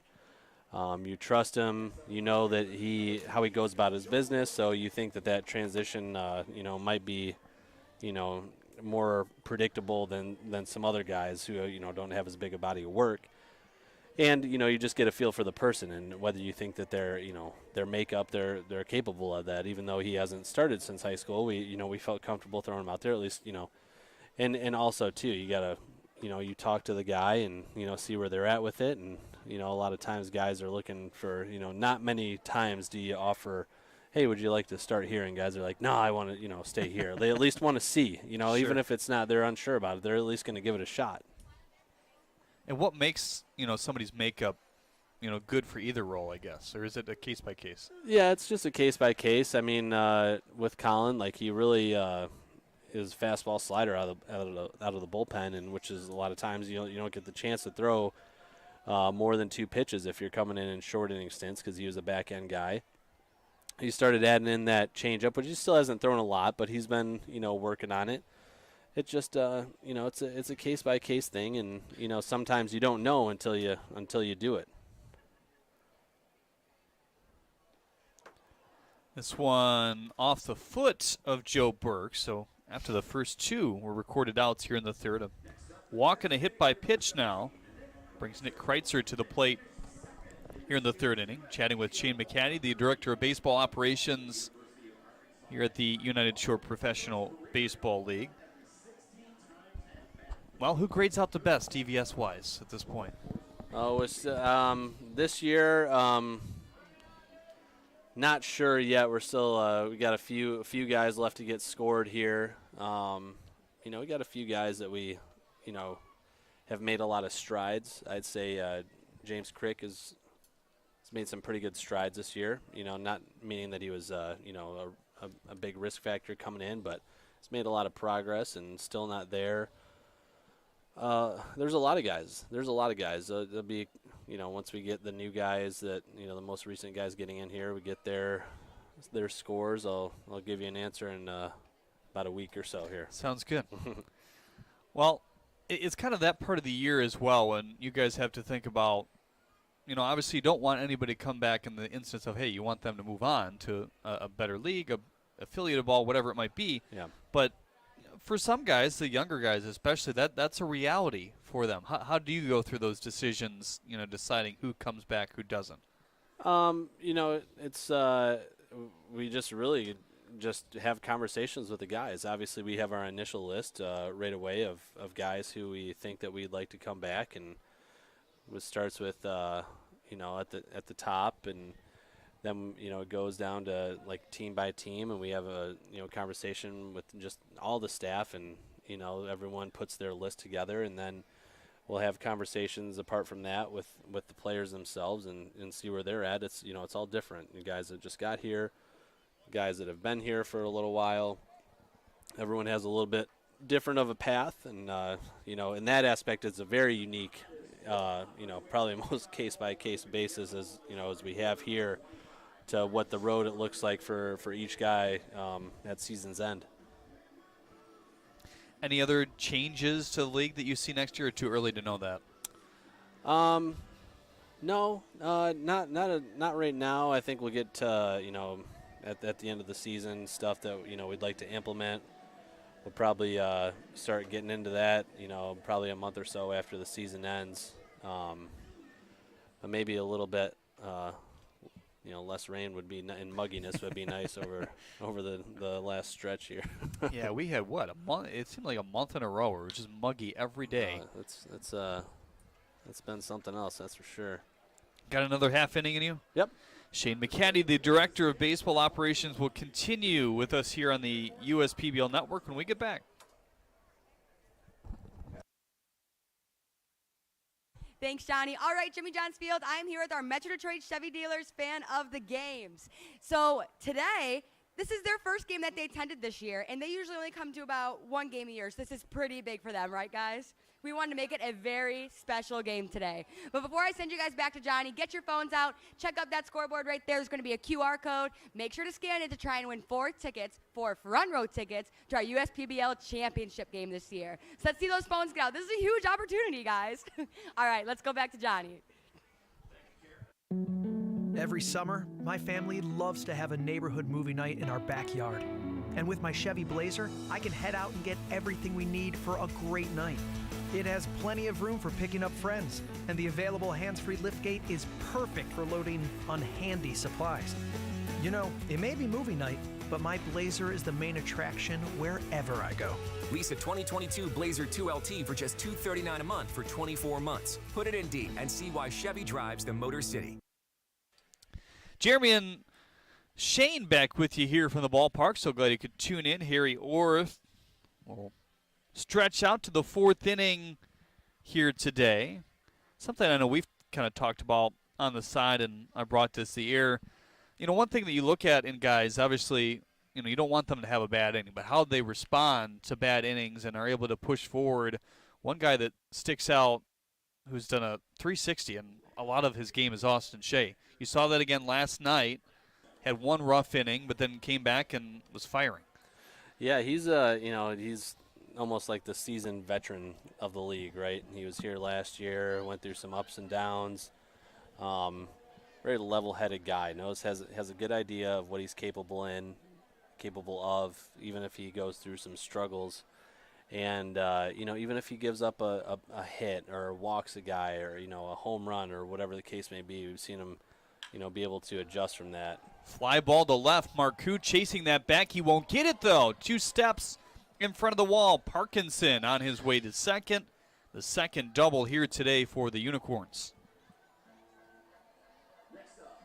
So Harry Orth not giving up a run since the first inning. It was a 8-batter first inning. All 5 of the Unicorns' runs came across. Shut him out in the second after a couple base runners. Did the same in the third after he retired the first 2 and then allowed a single and an error. And now Matt Parkinson with the double to begin the 4th inning here. For a lot of these catchers, that's kind of always the interesting part. For guys that come straight from college, which most do, and we've had a couple returners here or there, but they're obviously adjusting to calling a game because, a lot of college ball, most of college ball is coach-pitched calls. So how do you deal with that, I guess, in teaching them as well? Well, it's kind of trial by fire a little bit for them. Some guys come in and they have a better feel. You can just tell right off the bat than others, regardless of, most, D1 programs or even, it's pretty much everyone now. There's few and far between that are, just out there just calling their own game. You think that's good or bad?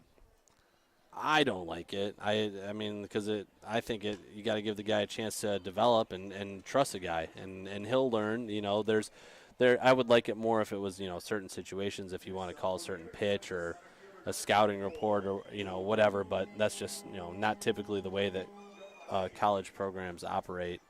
And that's, it's okay.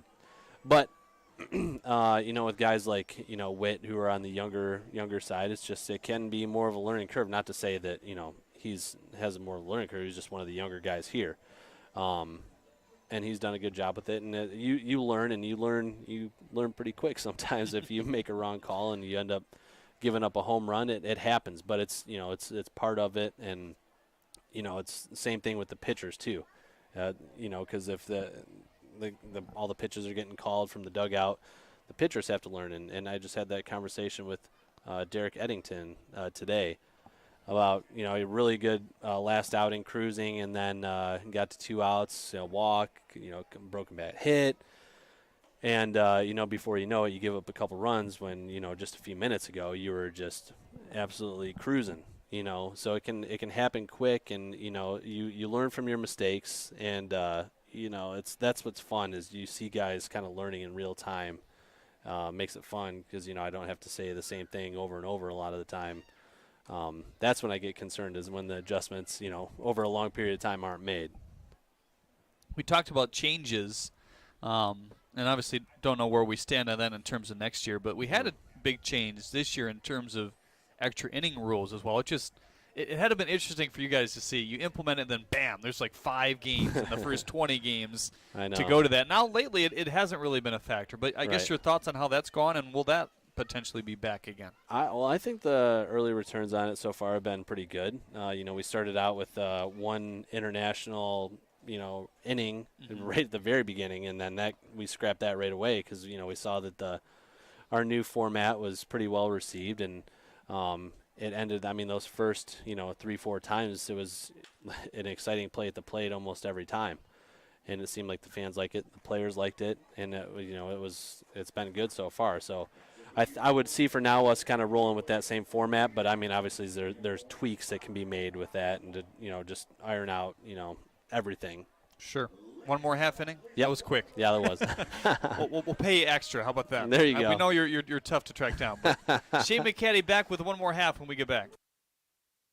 Companies are competing for talent like never before. With the complexities of handling tasks like payroll, benefits administration, and other HR functions, it's easy to see how a professional employer organization like Tryon Solutions makes all the difference. Tryon empowers businesses of all sizes to attract and retain talent by offering access to top-tier healthcare and employee benefit plans. With Tryon, you don't have to grow it alone. Visit RelyOnTryon.com. You can always rely on Tryon.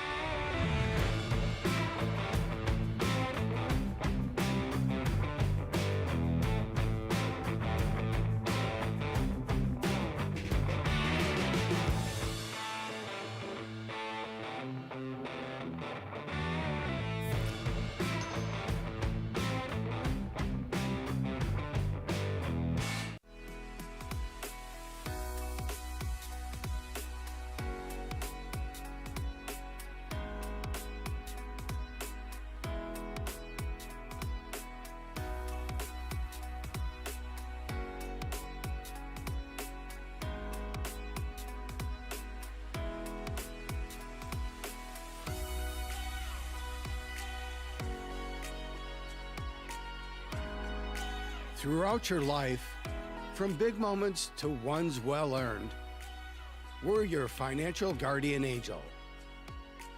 Alliance Catholic Credit Union.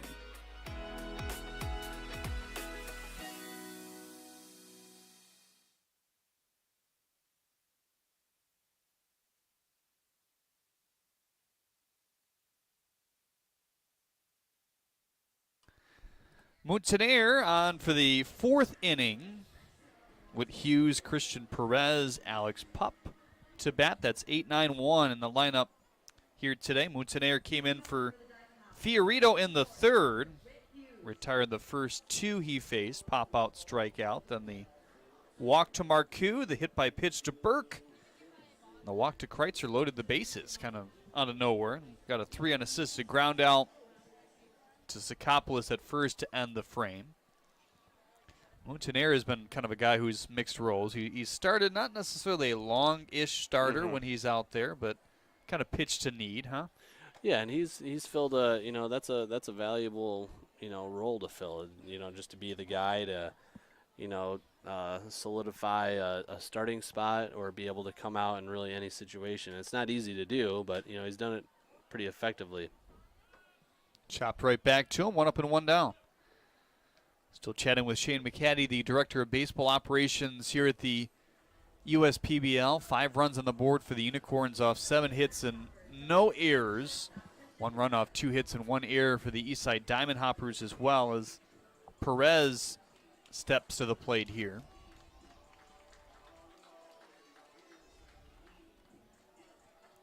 Well, the Unicorns dealt with a interesting situation where they had to bring in another guy late. We talked about that earlier without you as well, but it's a challenge at this point to be faced with that, right, as a league, because you really don't want to bring in new guys at this point. No, and that's why we put our deadline, and we try to anyway. You want to have your team and roll down the stretch with your group, and it helps when guys have that that confidence in them to be like, okay, I know that I'm going to be here and get my opportunity. It helps them to get that confidence to relax a little bit. Not always the easiest thing to do in professional baseball, and nothing's ever promised. But yeah, this time of year it's tough, and it gets to August. It's always hot. The days are longer. The day games seem longer. It's a grind, and that's part of it. Is you just have to really hone that focus to be able to produce. A poke of a line drive for a base hit here for Perez. He's aboard to begin the fourth. The Hoppers have had at least 2 base runners in every inning, just 1 run to show for it thus far. The leadoff walk in the first inning to Alex Pup as he comes back around as well. Walk and a ground out to the second baseman Hodo back in the second as well. He bats here in the fourth. It's a little bit of sun tries to peek up, and pretty cloudy here today. What's it like to track a ball on a day like this? It can be tough. It can be tough, and you see guys usually take their glasses out if it pops out. I would recommend it. Just having the glasses on anyway. If you're especially an outfielder, it's just can be more consistent to navigate fly balls. It's not easy, but at this point, they should have a pretty good idea. They always have to make sure that they're communicating out there, and they do, a pretty good job for the most part. It's those twilight at night games where it starts to get around that 8:30, 9 o'clock, where the sky I think gets probably the most tough on those real high pop-ups. But these cloudy days sometimes it's not not easy. Pup with an 0-1 count here from the lefty. Mountaineer comes home from the slide step, right back at him. Fields his position pretty well. That one lollipops, though, and everybody's safe with 1 out here in the fourth. Good play, not an easy play right there. I feel like it's been less of an emphasis in today's day of baseball. Obviously, you see pitchers wheel away anytime it's even around the mound for pop-ups, and it's not as valuable to get in that ready position, it seems. Well, as far as getting in a ready position, that's kind of not to say youth baseball mindset, but you really want to maximize yourself through your delivery. But then, after that, you got to, you definitely have to make yourself useful as a pitcher. The old saying, it always the pitchers aren't athletes kind of thing. That always made me upset. That's but you're the closest one there. A lot of times you're going full force, 100% through your delivery, and then all of a sudden you're the closest one on the field, and then a ball's coming back at you. And sometimes when a ball gets hit, it can seem like it's harder hit, and you're kind of in an awkward position because you're just coming out of your delivery. So it's not easy to get your balance. So that's why sometimes it can get like a little bit looks a little bit goofy because you have to really go from 100% movement and then slow yourself down, collect yourself, make the play, judge how hard the ball, where it's going, what the situation is. So it's not easy, to feel that position. But that's why, you do your PFPs, your pitcher's fielding practice. So when, it's usually, and it always seems like it's a pivotal moment in the game when the ball does find you, right there. That was kind of like an in-between play for Gene to get his body turned around the entire way. You got like 90% of the way there, then the throw didn't quite get there, but good initial play. Here's Yadi Rivera now with 2 outs and 2 on. Still 5-1 Unicorns here in the 4th inning. Hoppers the home team here today as this one golf back to the screen. I know there's been a number of talks over the years about expansion. I know COVID kind of kiboshed that, but where is the latest standpoint on that, I guess? I don't know. It seems like there's discussions. That would probably be a better question for Andy. But I mean, there's always the exciting talk of this city and that city and this place, and I don't know until it happens. Then I'll have a better answer for you. But the possibility of it. It's always exciting. Sure. 1-1 outside, 2-1, and obviously this is a league that I don't know if we talked about it before or somebody else. People scoffed at it first because you're going to play in one stadium, 4 different teams, independent ball. Mm-hmm. I guess what's made it a success in the environment that it is? Well, I think the mix of the atmosphere that you create just through being very family friendly, being affordable, having good entertainment, just being a good venue in a good place, in a great city, and really the area has been perfect for it, mixed with the product, right? The baseball is, I think, from the get-go is better than everyone expected it to be, and that's we are happy with what we've been able to do in a short time period here. And I think once you get those things and put them together, that's what it's really made this like a unique experience. What cracks in terms of where the draft position was this year is obviously later than it's ever been, and tougher for you guys to gain players that you thought you might have been able to get at this point, probably. Well, yeah, I mean it's there's some benefits, and there's the pros and cons, just like everything, but just so much the landscape of organizations in Major League Baseball and the minor leagues are so different, than just a few years ago. The draft is not, was cut in half. The number of players that organizations are allowed to have are, very strict, from AAA all the way down through their, like the Dominican summer leagues, so there's not as many spots for guys to go. There's not as many rounds. The draft is later, so it can make it a little bit more difficult for guys to get signed, and we're seeing that. If there's not like a need or there isn't like an injury issue, sometimes it's just not easy. But you never know. That's why the hard thing is, because when you feel like you're putting up good numbers or you're in a good place, they want to get that opportunity to get to the next level, which I fully understand. And that's the trick. You have to the same thing is like when you get to like August, same thing there. You just have to kind of put the blinders on and take care of your business and let it happen, because that's one thing that you're definitely not in control of yourself. You got to let everyone else, like, people in my position to handle that for you. And when your time comes, you just have to make sure that you put yourself in that position to be the guy to go. 1-2 on Marcoux as that one leaned outside. Perez on third, he singled. Pup at second, he reached on an error. Rivera over at first, he reached on a walk. Still 5-1 Unicorns here in the bottom of the 4th as we kind of wrap up our conversation with Shane McCaddy, the Director of Baseball Operations here at the USPBL. In his first year in that elevated role, has obviously been around a long time in various roles. 1-2 on the ground to second. And you don't get any more questions. I thought, or maybe you do. No, you don't. The out is pulled in by Sakopoulos. Shane, always good to chat. Yeah, absolutely, anytime. Enjoy the cool weather out there. It's a little different here today. Yeah, that's right. All right, good as always to join you, Jeremy. 5-1, the score in this one as we head to the fifth.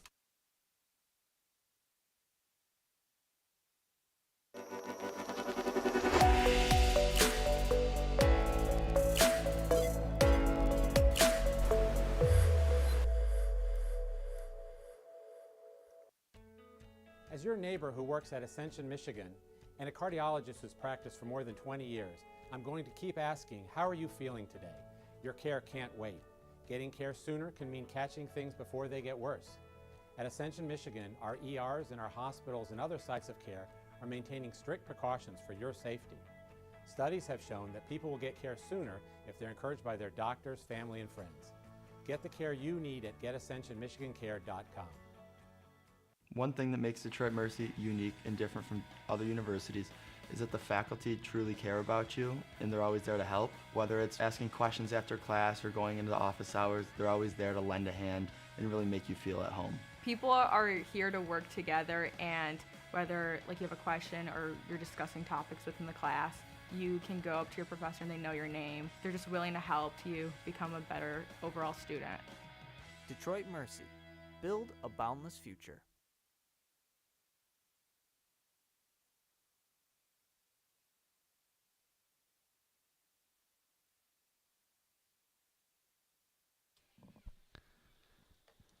Five-1 Unicorns as we head to the top of the fifth inning. Sakopoulos, Childress, Bolin. Middle of the order for Jim Essien here today, due up against Harry Orth. Orth has done a good job to shut out these Unicorns after a big 8-batter, 5-run first that saw a 3-run and a walk, or a 5-run, 3 hits, and 1 walk attack. Attilis, Galassi, Sakopoulos, Bolin, and Lambert all scoring. Lambert driving in the last 2 off the home run to left center field. In the second, fairly quick 4-batter inning. Just a 1-out single by Attilis. The third saw 2 2-out base runners. And then a leadoff double in the fourth was stranded off 3 contact outs in a row to the top 3 in the lineup for the Unicorns here today. Sakopoulos, a double and an RBI and a strikeout. He made a bid for his 13th home run to right center, but just tucked underneath the yellow line out there. Fastball low. So Orth, 59 pitches deep. He was like 34, I believe, after the first batter in the second. So that's a good job as well to just kind of keep it tight. Stay out there for what's been a busy week for his team. There's a little bit of action in the Hoppers' pen here, but Brace has not even begun to throw. He's starting to stretch down there.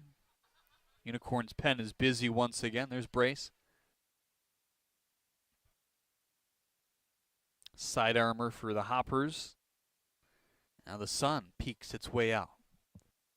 Done this a few times, but it's gone away with these heavy clouds that has really been around all day since we got to the ballpark here today.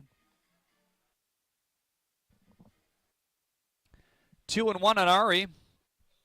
They play him deep everywhere.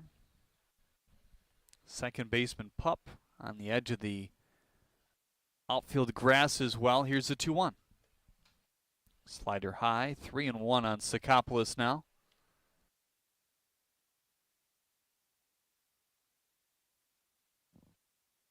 Five runs off 7 hits and an error for this Unicorns offense thus far. Just 1 run off 3 hits and an error for the Hoppers. Righty versus lefty. Here's the 3-1. Popped him up. Rivera staring straight into the clouds on a little bit of sun. Continues to fade, kind of where the shortstop plays for out number 1.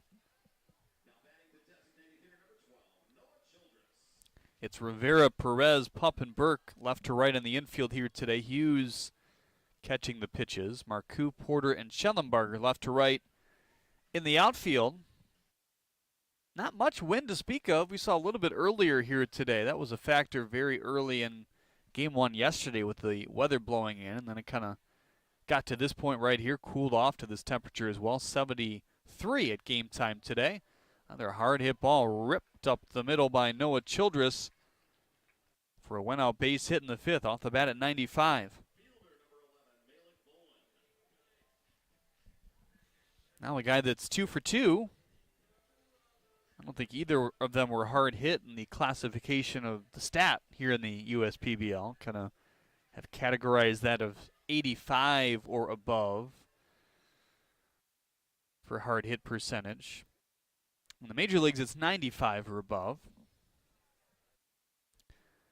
But Bolin just kind of putting the bat on both of those swings and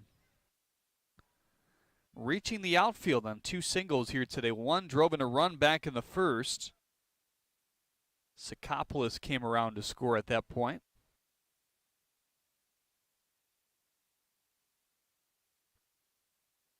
Mid of the infield looking for that double play with 1 out. Childress on first, who does not have speed. Now the 1-0 to Bolin.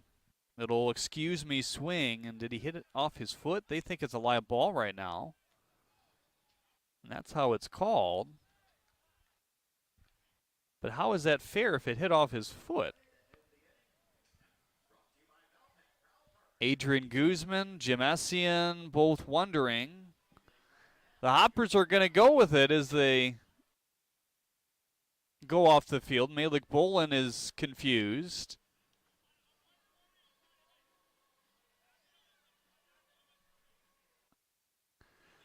And the inning will end with a double play. 6-4-3. Nobody quite happy about it on the Unicorns side. We'll try to replay it in our break here on the USPBL Network.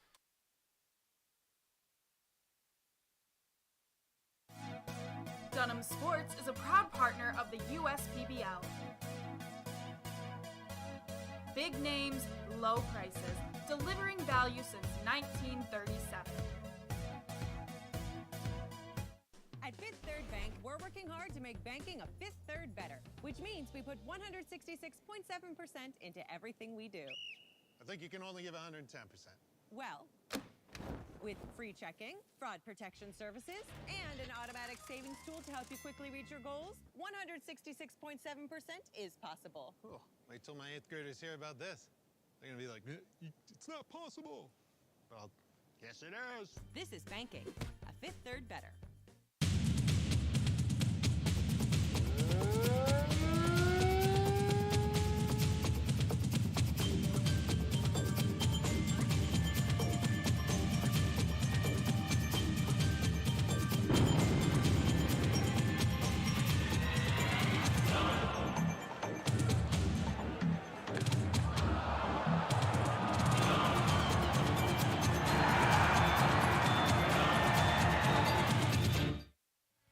What makes Detroit Mercy so unique is the fact that it's in the middle of Detroit, and especially with their service learning programs, you really get a chance to be a part of the community.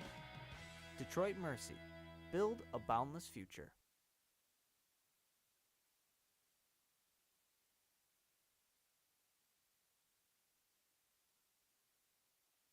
Well, I watched the replay several times. Really hard to tell if it did hit Bolin or not. Regardless, it'll go to the books as a double play. Good heads-up play to keep on going. That's kind of one of those scenarios if you're in football and the ball is unclear whether it's been blown dead or not. Just go in the end zone. In this case, get the 2 outs. Bolin did not run at all. So either he tried to sell that one or it did graze off his foot or possibly his knee. You don't see a lot of check swings result in a tip off your body, but obviously if it hits your foot, if it hits your knee, it's a foul ball. in the batter's box. So the Hopper is able to turn 2, keep them off the board once again. Unicorns haven't scored since the first, and they'll bring in another new pitcher here. This is the newcomer at Lucido Fine Jewelry. Slide into a new home. Work with a local mortgage pro who works for you. Get a cheaper, faster, easier home loan. Find a mortgage broker near you today at findamortgagebroker.com.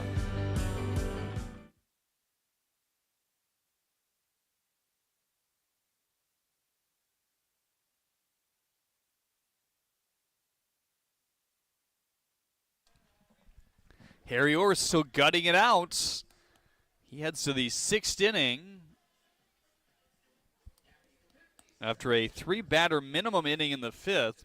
He's faced just 4 and 3 in the last 2 innings. After he certainly could have laid down after his first inning. 8 batters, 5 runs, 3 hits, and a walk, including a 2-run home run to cap it all off. And the man that hit that home run will lead off here in the 6th.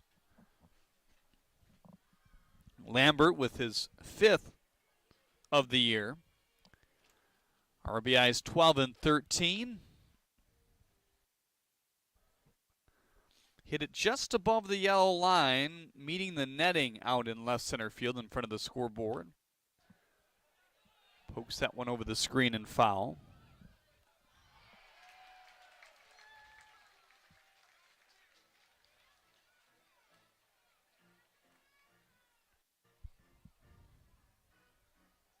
Sounds like a nice play was made down there to our right. One of those young men coming up with the baseball. Maybe the baby will catch it next time. This one away, 1-1 on Lambert now.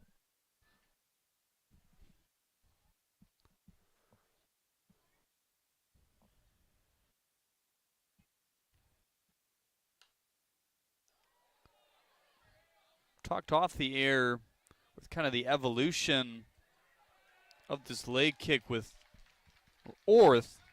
Talked about it with Shane McCaddy, the director of baseball operations, who was on with us for an inning and a half, but he doesn't mind that leg kick getting higher and higher as it has throughout the year. In general, through DVS, that can signal good things. Just wants his timing to improve a little bit more. Here's the 2-2. Fastball high, 3-2 on Lambert now. Lambert, De La Cruz, Parkinson. 7, 8, 9 in the order for the Unicorns here today.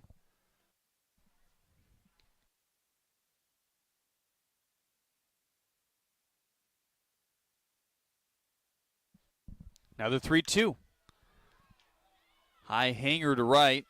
Porter will see it down for out number 1.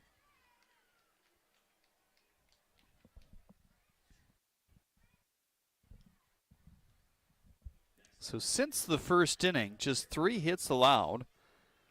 Actually make it 4. 1 extra base hit as well. That was the leadoff double to Matt Parkinson. He was able to strand him with the next 3 outs in a row to the top of the order.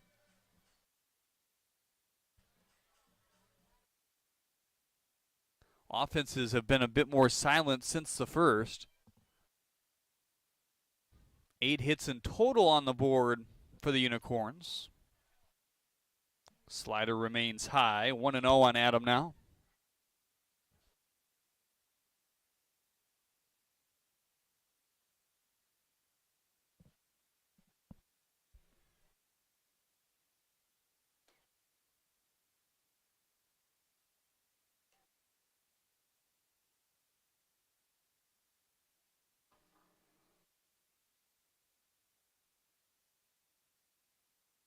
Souvenirs galore here today. A little bit of an added benefit with it not being a packed stands. Can kind of run over and get those baseballs that land in empty seats.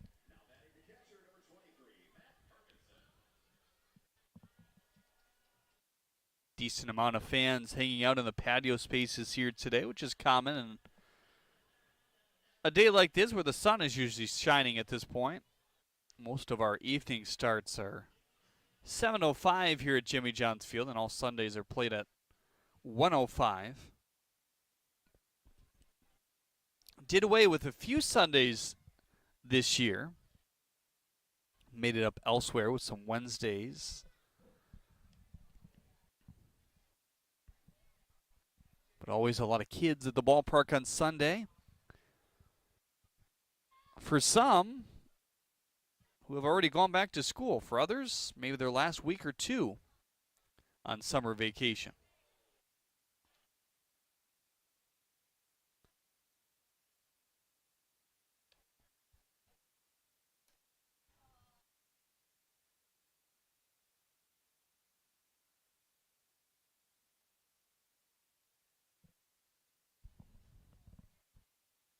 Oh, and 1 on Parkinson. He doubled back in the fourth. Cade in the second as well. Here it comes from the slide step there. Fouled off.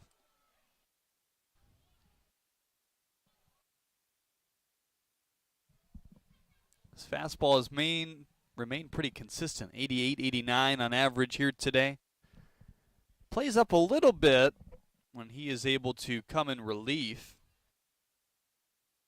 She's done a decent amount of his appearances so far this year. Now the 0-2. Snap throw down to first as De La Cruz just sneaks his way in.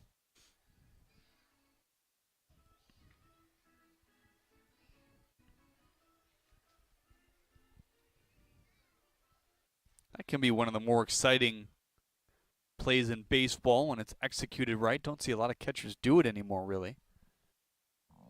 Trying to catch somebody sleeping from behind. Here's the 1-2. Breaking ball high.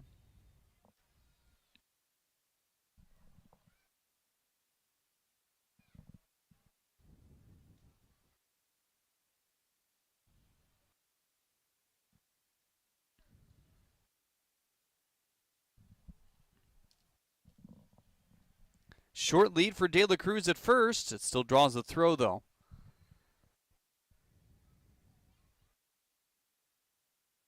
Kind of an uncharacteristic end to the fifth.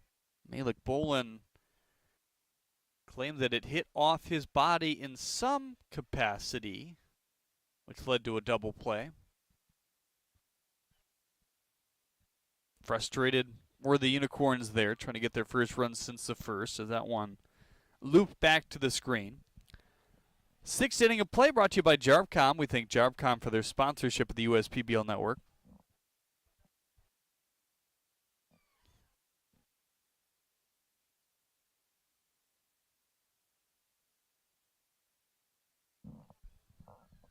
Harry Orth readying pitch number 81 before he steps off here.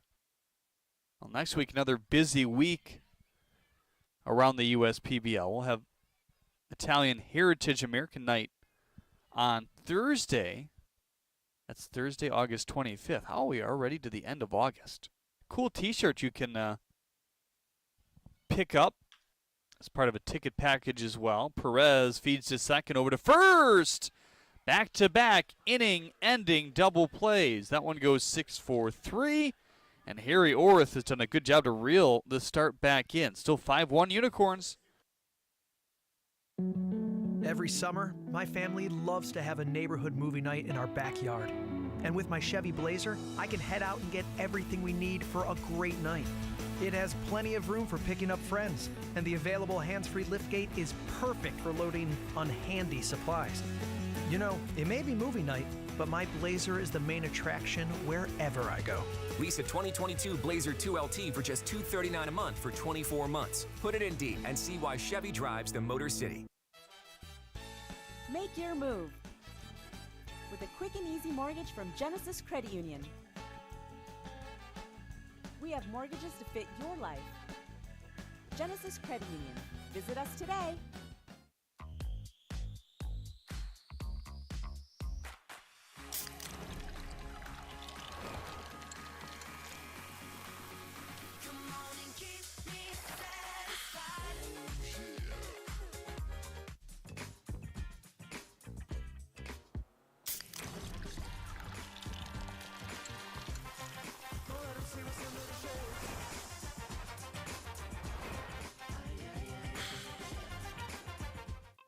Hi everyone, I hope you're enjoying your time here at Jimmy John's Field for some exciting baseball.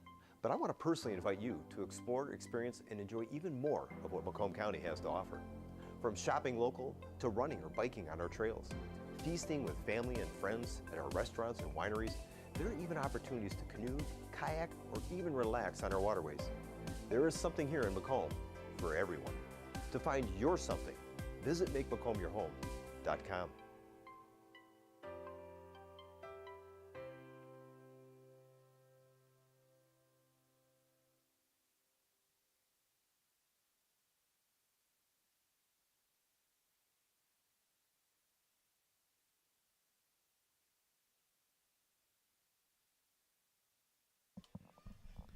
Calipetro now coming in for these Utica Unicorns. He relieves Mountaineer along with the side armor Rhino. Calipetro has done good work since coming over from the Toledo area. He's a guy with a good story. He hadn't pitched competitively since 2019. Pandemic kind of messed with his career. Finished up with the University of Toledo in 19. Had planned to pitch a little bit more at some sort of level, but just didn't work out. And was pitching in a men's league for the last couple of years just to stay fresh. There's a few people that are USPBL alums in that men's league, one being Nico Lolio, and he said, hey man, you just pitched too well to be here. Your velocity is too high. Why don't you try go pitching in the USPBL? I'll hook you up. Then 5 days later, he was throwing for these Utica Unicorns. This will be appearance number 13. He's thrown 17 and a third innings thus far. He'll face 9-1-2 Christian Perez, Alex Pup, Blake Porter. As Perez takes a big hack at that one. He's reached twice today. Fielder's choice in a single. Boy, it's gotten really bright out of nowhere. Time to put the shades on now, huh? Cloud cover starting to dissipate a little bit in the ballpark.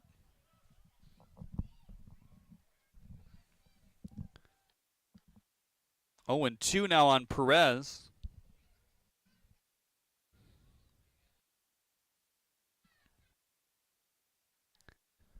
Batting ninth and playing shortstop here today for John Dombrowski and Ryan Kotke. Now the 0-2. Swing and a miss. Couldn't hold up at 91 above the letters. Haven't been a lot of Ks here today for this Unicorns pitching staff. That's just their third. Their outs have come more so via the contact. The Hoppers have not necessarily struggled to get base runners, but this is something we've seen throughout the year with them. They get the base runners, just can't advance them any further.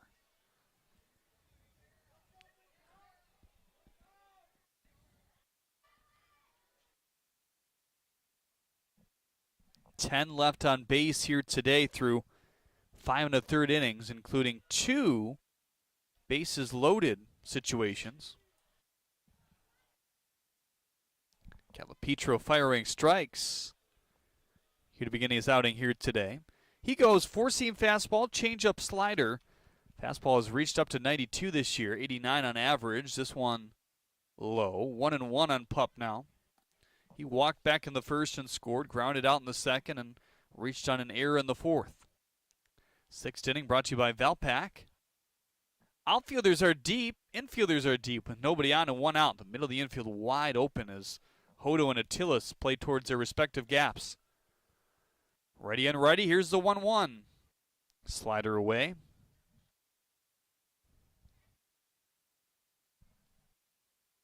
Heavy fastball usage for Calipetro, nearly 70%. It's one of the highest you'll see in the league. Gets his most swing and miss on the slider. That's used the least, though. Having a lot of success with mostly the fastball so far here today. Now the 2-1. Darted low. 3-1 on Pup. Well, all 6 of these runs, they were scored in the first. 5 in the top half for the Unicorns, 1 in the bottom half for the Diamond Hoppers. So there's been chances for this Eastside team to wiggle back in the game. Just have not taken advantage thus far. This one popped up loosely down the right field line. It's going to scoot back towards the umbrellas down there.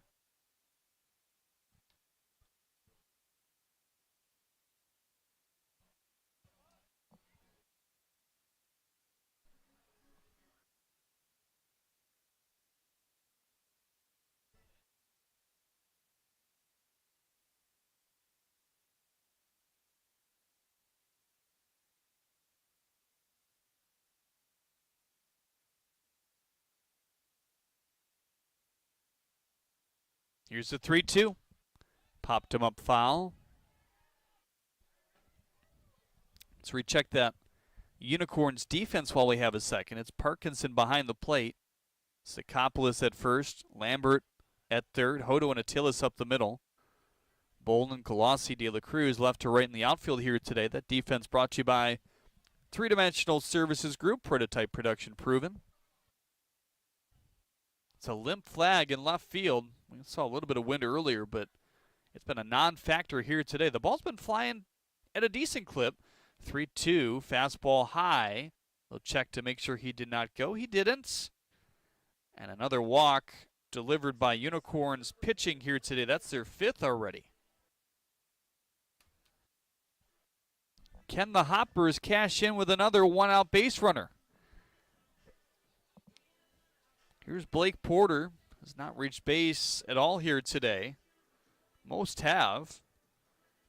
Line out, pop out, pop out. His best swing definitely in the first inning when he drove one 100 miles an hour at Drew Colossi. Facing Fiorito at that point. First pitch fastball high. So we told you Italian-American Heritage Night is coming up on Thursday, August 25th. You can listen to live music from the soundstage in right field and around the ballpark featuring Vanessa Carr, who sings the national anthem a good amount of times throughout the year here at Jimmy John's Field as well. This one cut back to the screen. The first 500 fans through the gate will get an Italian-American Heritage Night t-shirt. We also have a $25 special ticket offer that includes one grandstand ticket, one Italian sausage with peppers and onions, one 12-ounce soft drink or water, and one Italian-American Heritage Night t-shirt.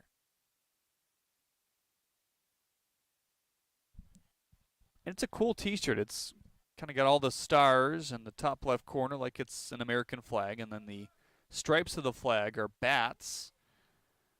2 green bats, 2 white bats, and 2 red bats.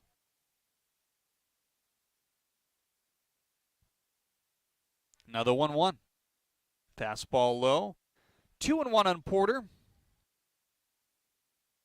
Thursday is also all-you-can-eat nacho day. For $16, enjoy all the nachos that you can stuff down at the Craft Beer Garden. Italian-American Heritage Night presented by Vince and Joe's Gourmet Markets.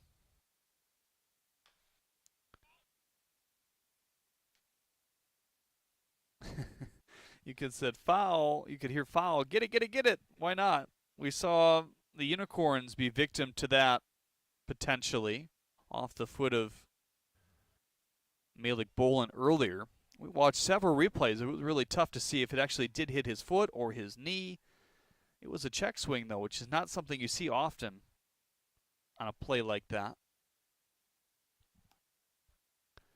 Middle of the Unicorn infield looking for the double play. The outfield is back with his power hitter at the plate. Here's the 2-2. Shifted fair this time. Sakopoulos going to tag him for the second out. Pup advances to second, and now that brings up Yadi Rivera.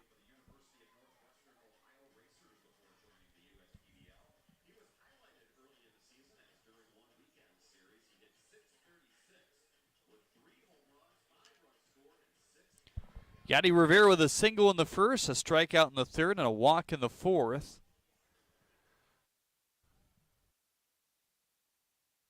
Trying to get a big 2-out knock here in the sixth. Just something to get on the board might shift the momentum for the Hoppers here today. Make it a 5-2 game. Means something here. 3 runs isn't that much with some of these hitters that they have. Strike 1 to Rivera. And it's been a case where your starter, Harry Orth, has done a good job to navigate through what it could have been a very quick in-and-out outing for him after the 5 runs in the first. That pitch fades outside, 1-1.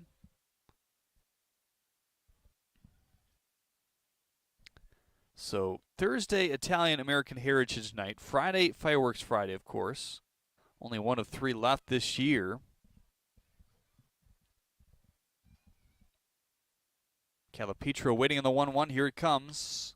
Popped him up. This one to left. Bolin had a bad break. He stumbled. Attilis will rebound for him coming out from his shortstop spot, and that will end the threat. A one-out walk, I should say, to Alex Pup. Nearly got things brewing. Still 5-1 Unicorns. Every summer, my family loves to have a neighborhood movie night in our backyard. And with my Chevy Blazer, I can head out and get everything we need for a great night. It has plenty of room for picking up friends, and the available hands-free liftgate is perfect for loading unhandy supplies. You know, it may be movie night, but my Blazer is the main attraction wherever I go. Lease a 2022 Blazer 2LT for just $239 a month for 24 months. Put it in D and see why Chevy drives the Motor City. We build roads, bridges, wind farms, and pipelines, schools to skyscrapers. Our members create monuments. We operate. We're the operators and mechanics behind the advanced heavy machines that move Michigan forward. We maintain boilers and HVAC. Our members run the complex heating and cooling systems that we all depend on. Our training is second to none, and safety is our priority. We are Operating Engineers 324, and we keep Michigan running. You hear about the promo that Jimmy's John's got going on? 5 off 20? How they pulling it off? Magic? You got David's Copperfields in there? Show yourself, Copperfields! Jimmy John's. $5 off orders of 20 or more. Slide into a new home. Work with a local mortgage pro who works for you. Get a cheaper, faster, easier home loan. Find a mortgage broker near you today at findamortgagebroker.com.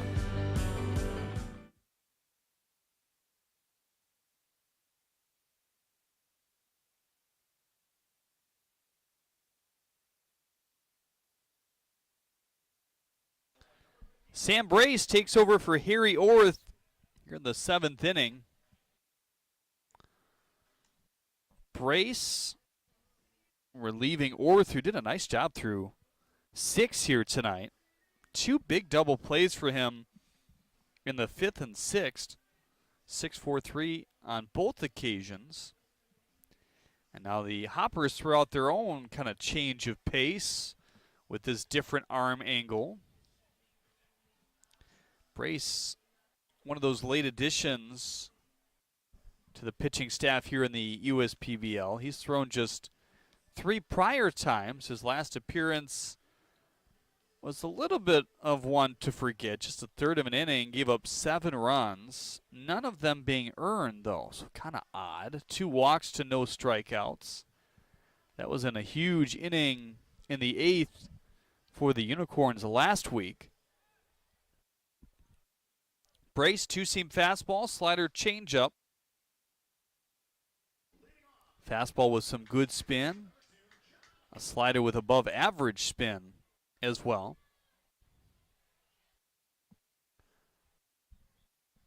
Got some good height. Who doesn't on this Hoppers pitching staff?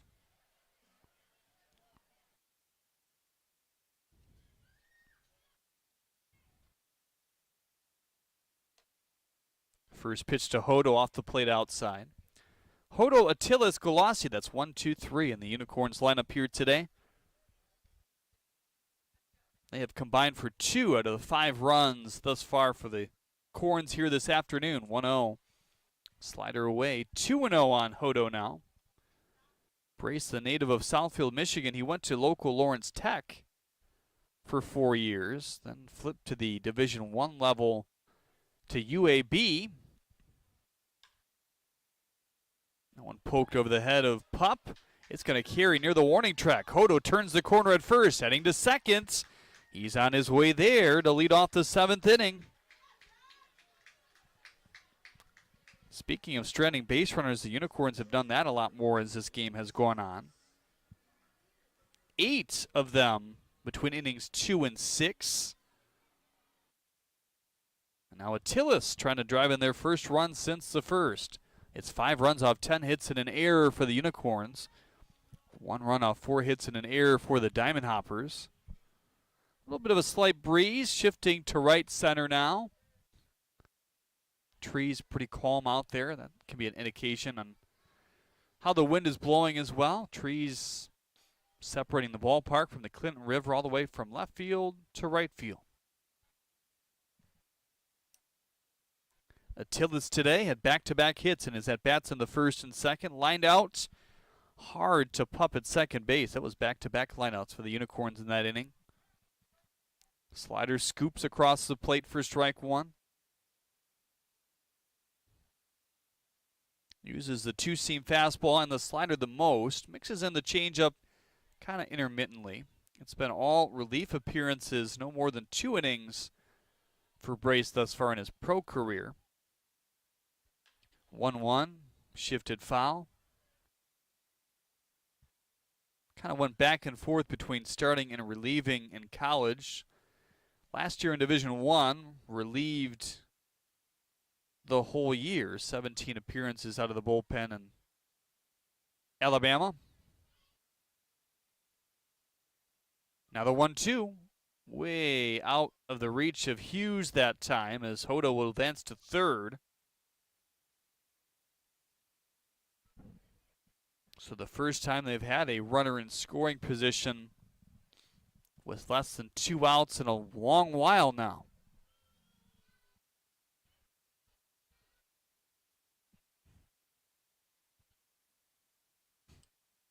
Outfielders at a modest depth with Attilis at the plate. The infielders are way in. This one diving by Perez keeps it in, fires to first, and that keeps Hodo right at third base.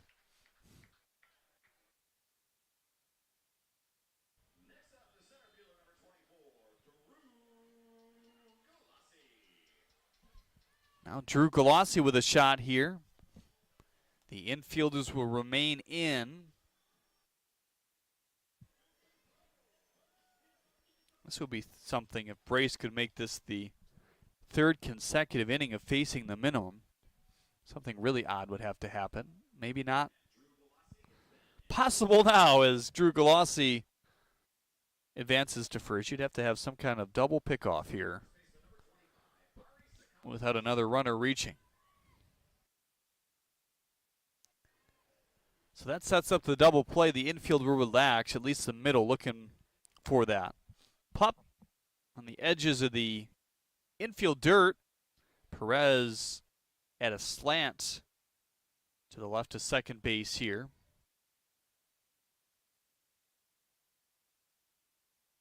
First pitch to Sakopoulos. Slider wiped out to the outer edges.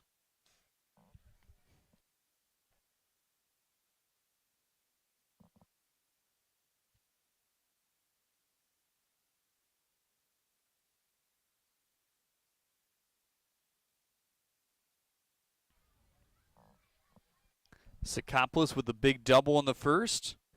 That drove in the first run of the ball game for the Unicorns. It didn't look back after that. 4 more would come across. Slider outside again. 2-0 on Ari now.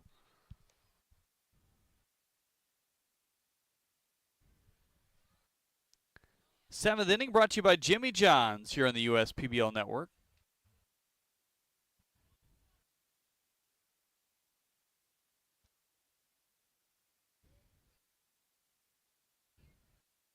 Hodo edging down the third base line. This one inside, 3-0 on Ari now.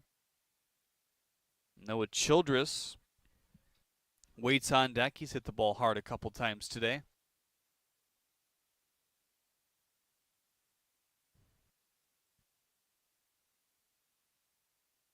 It's a tough pitcher to face being left-handed. Got to look like it's coming right at you, and that one nearly did. I think it hit Ari barely. Regardless, it was the fourth ball. Now the bases are loaded with just one out.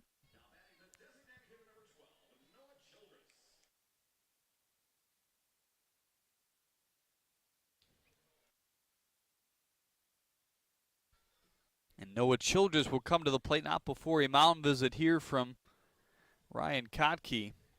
And it looks like that's going to be it for Brace. Drummond was warming as this inning started. I want to bring him in here in this big spot, trying to keep the game right where it is. A double play would be money. They've had two in the last couple innings. We'll take a look at Drummond's numbers when we get back on the USPBL Network.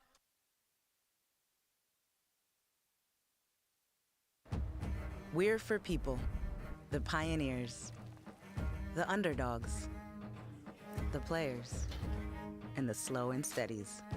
We're for people, for who they are and who they could become. Yes, we're a bank, and some say our business is all about money, but that's an old idea. Because look past the money, and you'll see real human lives.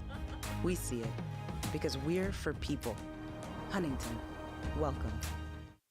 One thing that makes Detroit Mercy unique and different from other universities is that the faculty truly care about you and they're always there to help. Whether it's asking questions after class or going into the office hours, they're always there to lend a hand and really make you feel at home. People are here to work together, and whether like you have a question or you're discussing topics within the class, you can go up to your professor and they know your name. They're just willing to help you become a better overall student. Detroit Mercy. Build a boundless future. Welcome back, everyone, to Jimmy John's Field. Baby getting his dances in here in the seventh.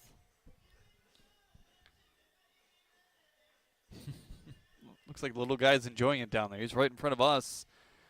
In the press box, we're perched just above a home plate here at Jimmy John's Field as Luke Drummond takes over for Brace, who struggled to get outs here in the seventh. A walk and a hit by pitch have signaled the bases loaded with one out. Drummond last appeared earlier this week on Friday. An inning and a third of scoreless ball. No walks, 2 Ks.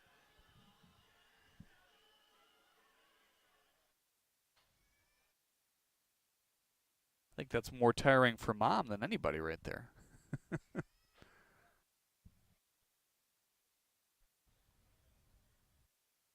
Well, Drummond brings his two-seam fastball, curveball, four-seam fastball, and split change into the works. It's mostly two-seam curveball.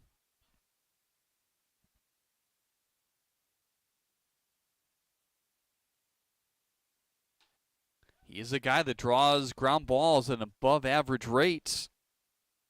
So I'm sure that's what the Hoppers are hoping for right here. Middle of the infield back, the first baseman Burke playing in front of Sikopoulos with the runners on all the bags here as this one chopped foul.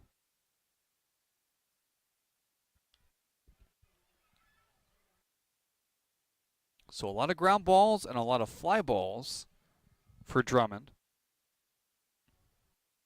A lot of them coming to the pull side. So Rivera, be ready, I guess, at third base. He's playing close to the bag. Here's the 0-2. Fastball fades away. 1-2 on Childress.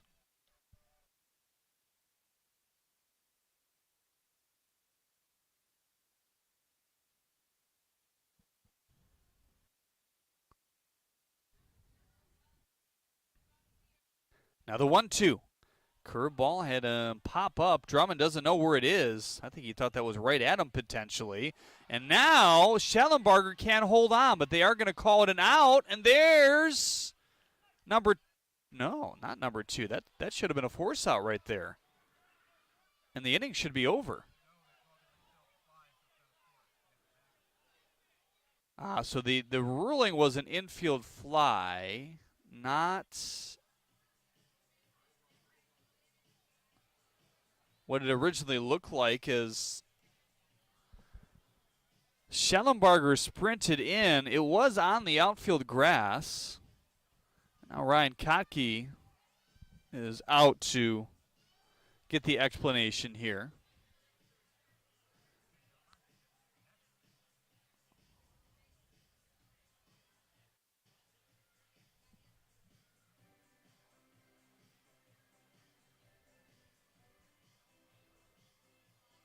So the bases were loaded prior to that. Noah Childress is actually standing at first base right now. So are they going to say that everybody is safe in this scenario here?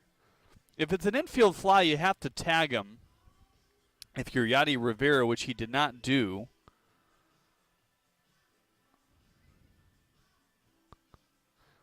But that would mean that Childress is automatically out at first, and everybody has to just return back.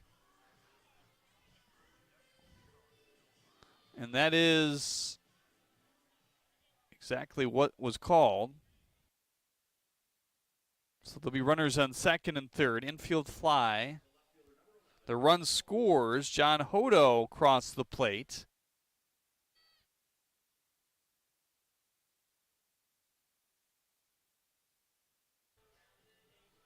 And it's 6-1 Unicorns here.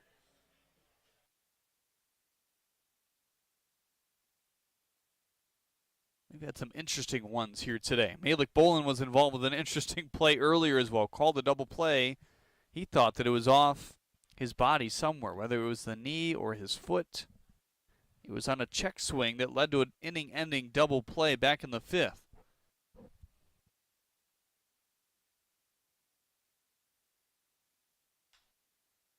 Bolin chops one to center, a base hit. Galassi around to score. Here comes Sakopoulos. The throw is a good one, but short. As Bolin makes his way to second, Malik just found a way to put the ball in play here today. 3 RBIs and a run scored himself.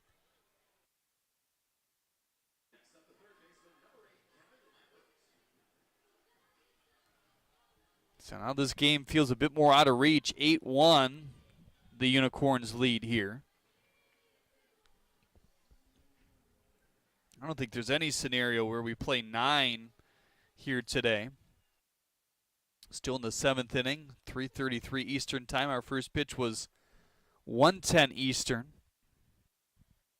As now the Unicorns will send out Rodriguez there on second, or Castro, I beg your pardon. 89-mile-an-hour fastball by Kevin Lambert. He's already the 7th batter to the plate. This is the most we've seen since the first, where they scored their only runs heading into this inning. 5 of them, 8 batters. This one a bit more unorthodox in terms of the rally. 0-1, looping breaking ball. Fair down the left field line. Another one will come around to score. That's Leandy Castro for the spot of Malik Bolin. And it's now 9-1 Unicorns.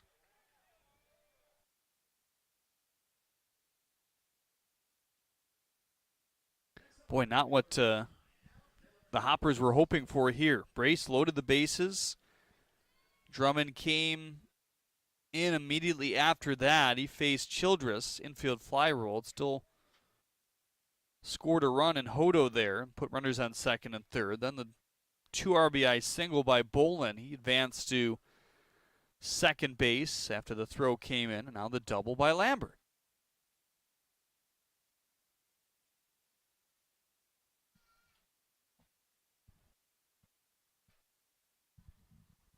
Minimal action in the Hoppers' pen once again. I mean, you'd think that they want to get Drummond through this inning. It's Ray Rodriguez now on second for the Unicorns.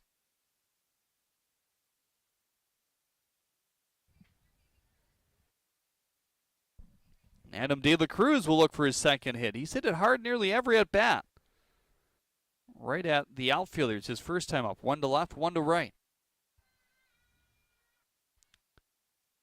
0-1, curveball dips in for strike 2.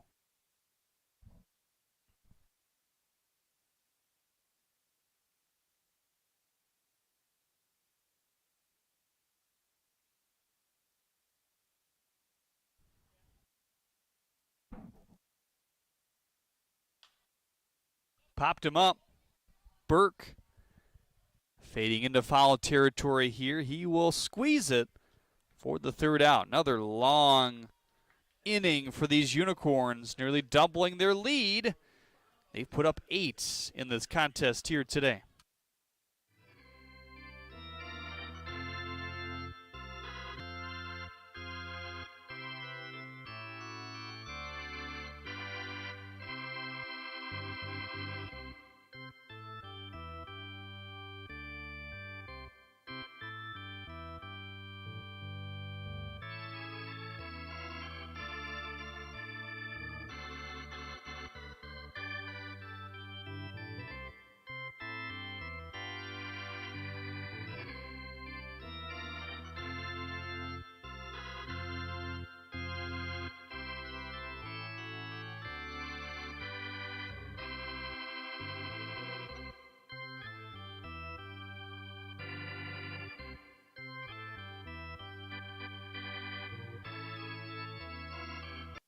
Hi everyone, I hope you're enjoying your time here at Jimmy John's Field for some exciting baseball. But I want to personally invite you to explore, experience, and enjoy even more of what Macomb County has to offer. From shopping local to running or biking on our trails, feasting with family and friends at our restaurants and wineries, there are even opportunities to canoe, kayak, or even relax on our waterways. There is something here in Macomb for everyone. To find your something, visit MakeMacombYourHome.com.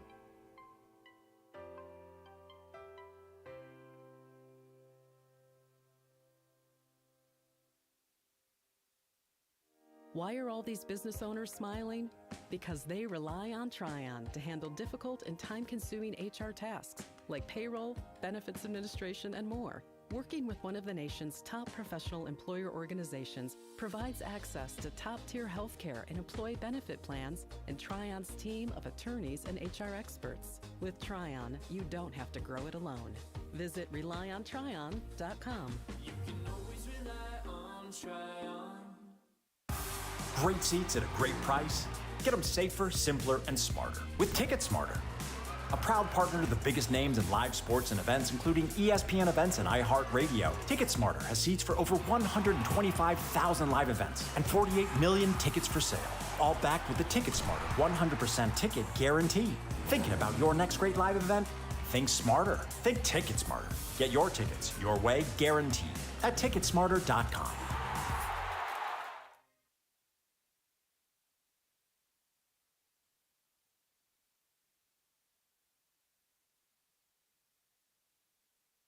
Several defensive changes, including another new pitcher here for the Unicorns. Adam De La Cruz is now on third. It's Rodriguez in left, and Landy Castro is in right. Sakopoulos, Hodo, Attilis remain the same from first to short. Parkinson still behind the plate, and Drew Galassi still remains in center field here today.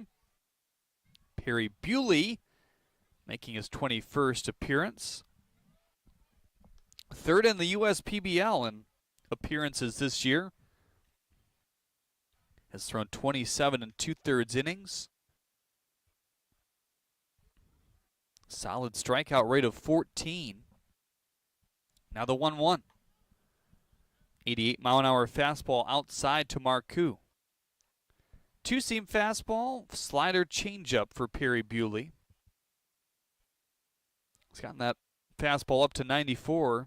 He's had some of the highest spin in the USPBL since the beginning of the year. Here's the 2-1. Slider shifted foul.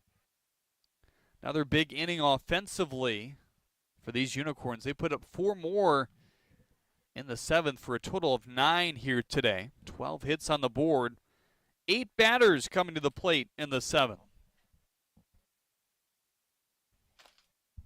Hit batter and a walk mixed in there as well. 2-2 here, pounded foul, fastball at 91.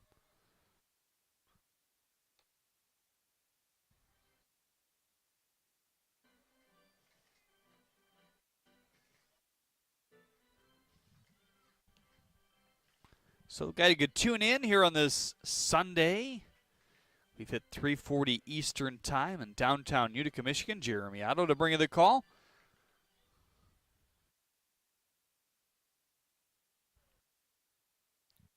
Castro deep and right against Marcoux. He pokes it that way. Shallow, though, has to come all the way in as he's challenged.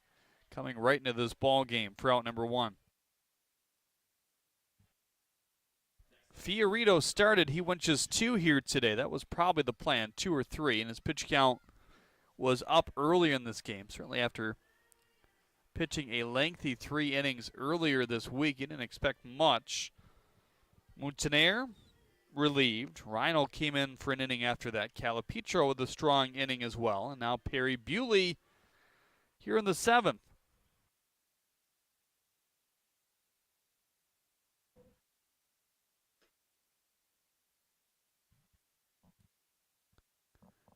Fastball low to Burke there.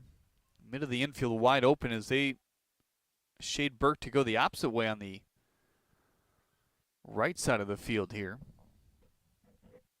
Now the 1-0. Ripped foul. Hit a big thud off something.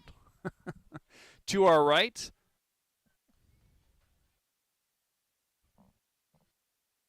Nick Kreitzer on deck.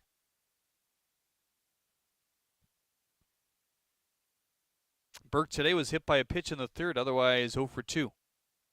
The even pitch now, 1-1 outside. Fastball at 92. 2-1 on Burke. Came into play with a .350 slugging. 6 home runs to his credit. 18 runs driven in.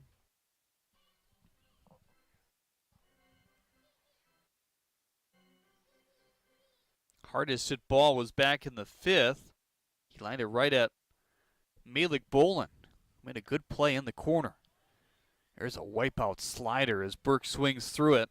One of the tougher sliders to hit in this league.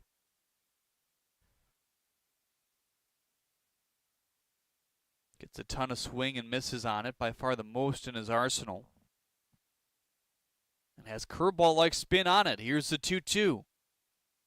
Just reaches the hand out in time for the fastball that time.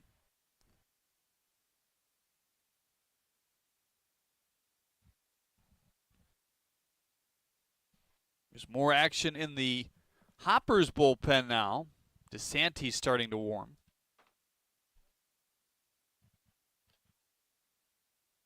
Outside, 3-2 on Burke.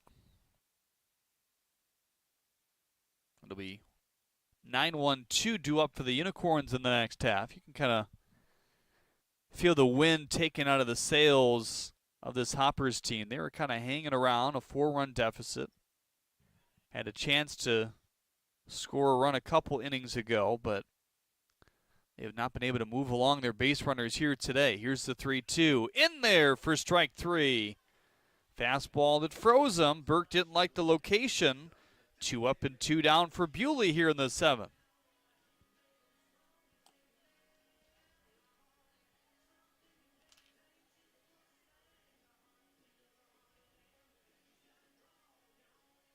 It's now 5 strikeouts for Unicorn pitching. That's just not how they have gotten it done here today. More on the contact side of things. And I think when you look at this pitching staff in general, that is how they've had more of their success, relying on this defense, which has been good. When you look all around the diamond, it's a little bit different now with the substitutions in. They have strong defenders out there, constantly robbing hits.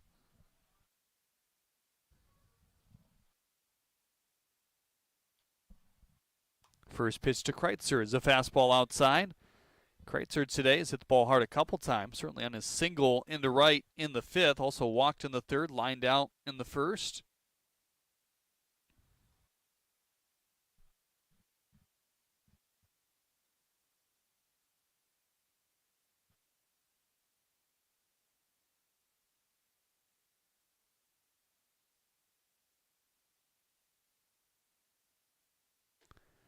.1-0, froze him there.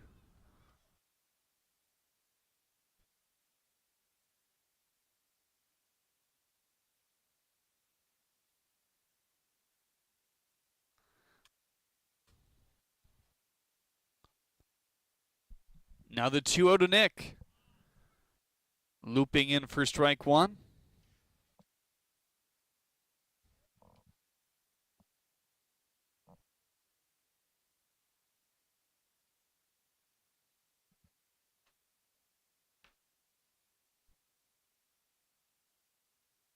Castro deep and right against Kreitzer here as he looks at strike 2.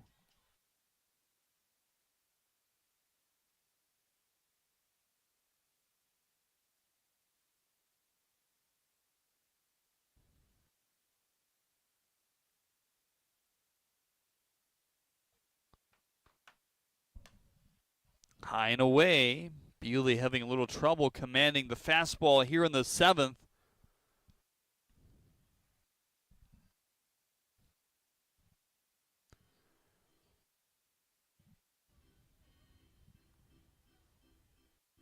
This is the third 3-ball count that Kreitzer has seen here today.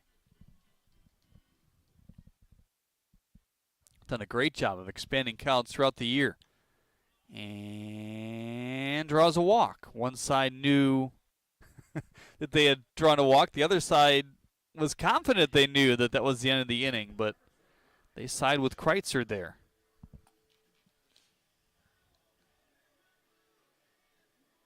Well, when you have 6 walks through not even 7 complete, as this Hoppers team, you think you'd have a little bit more success, but that just has not been the case here today. Brings up Bryant Schellenbarger now. With 2 outs and the runner on first. Will Kreitzer go again? They're not holding him on. That was with less than 2 outs when he ran on the pitch. That was back in the 5th. Could have been a double play, but it kept him out of it. 0-1 off the glove. He'll run here.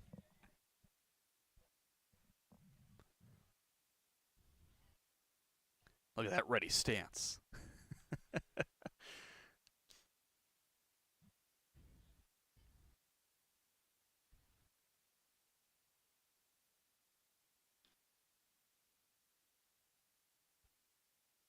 Schellenbarger with a 1-1 count. It's a guy with 7 extra base hits this year, 5 doubles, 2 homers. Hit a home run very quickly in his pro career earlier this year. Here's the 1-1. Swing and a miss. Fastball with some tail to the outer edge, just kept moving.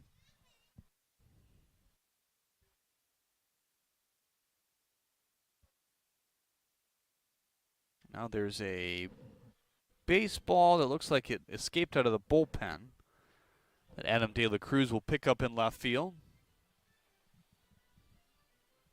DeSanti continues to warm. It looks like he'll get the 8th.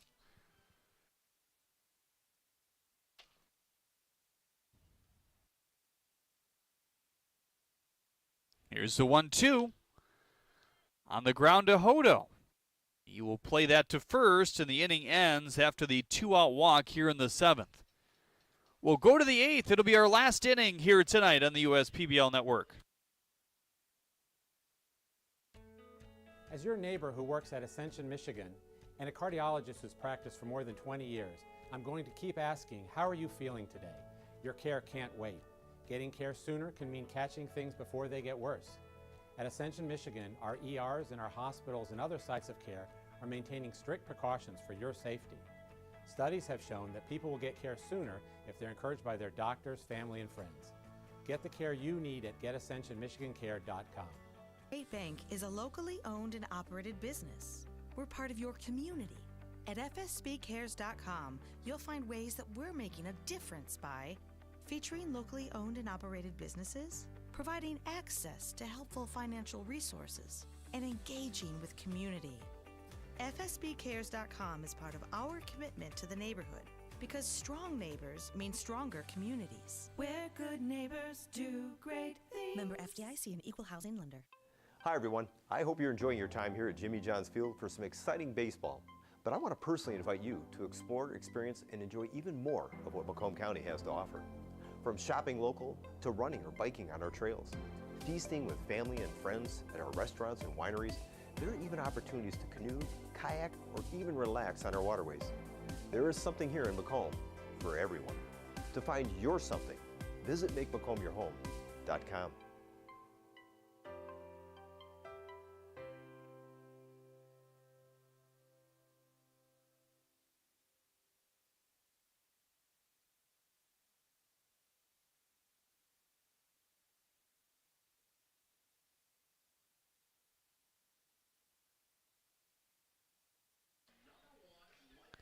Michael DeSanti into the ball game now for the Eastside Diamond Hoppers. This will be the final inning as we've surpassed our time limit. And obviously the Hoppers will bat as they are the home team. So the 8th is it here tonight on a Sunday. DeSanti will face 9-1-2, Parkinson, Hodo, Attilis. Parkinson tonight a double back in the 4th.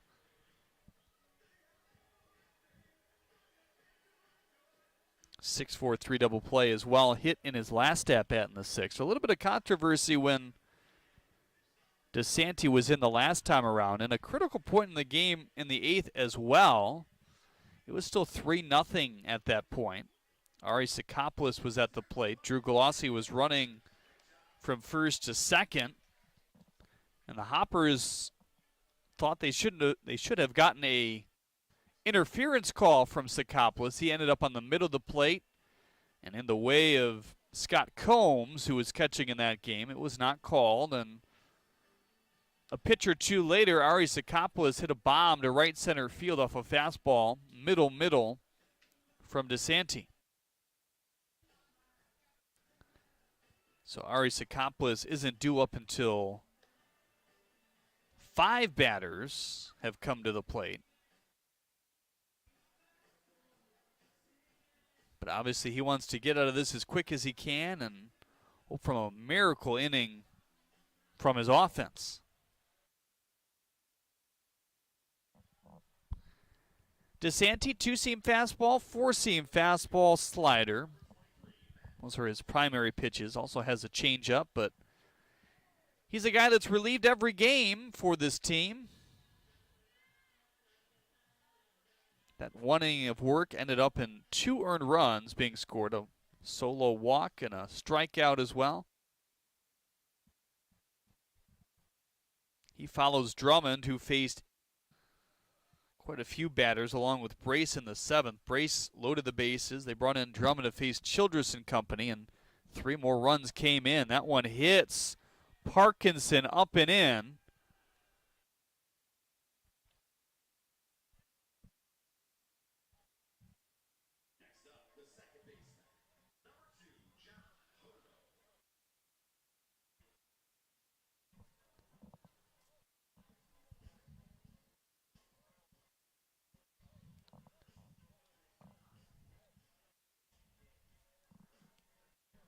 Jim Essian's not happy about that. He's barking with the base pass over. This is about as hot as you'll see Jim Essian here in the USPBL. He thinks that was an intentional hit by pitch on the bat, the back of Matt Parkinson. And Jim Essian's going to give his fill. He might get rung up here.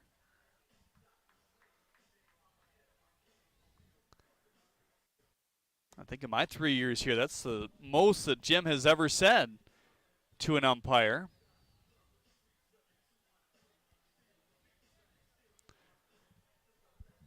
They're letting him go a little bit here.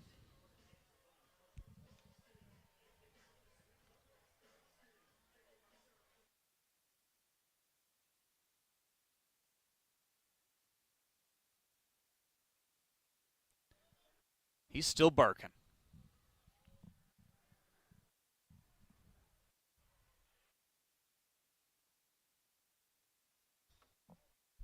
Brings up John Hodo.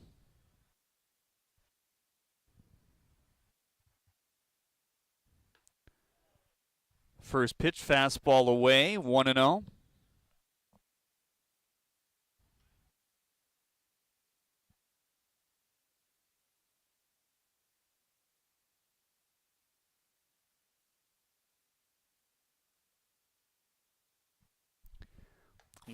Big swing and a miss. Best fastball so far here from DeSanti at 93.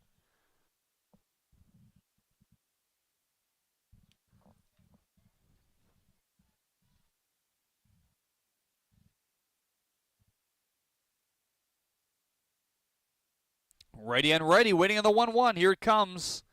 Slider away, 2-1 now.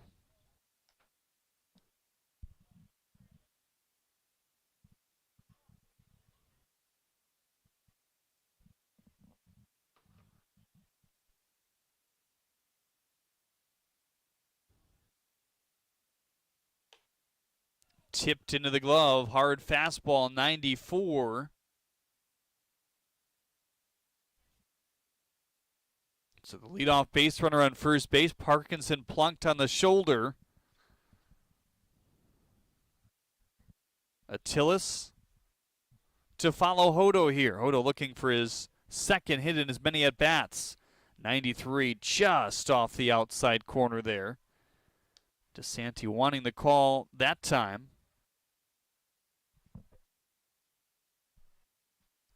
Three and two on John. Outfielders at medium depth right now. Infielders looking for the double play up the middle. Here's the 3-2. Popped him up. Hodo flustered. He couldn't get a better swing at that one as he throws the bat. Pup. We'll get out number one.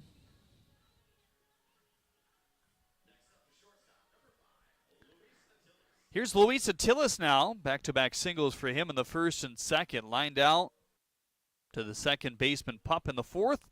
Also grounded out to Perez at short.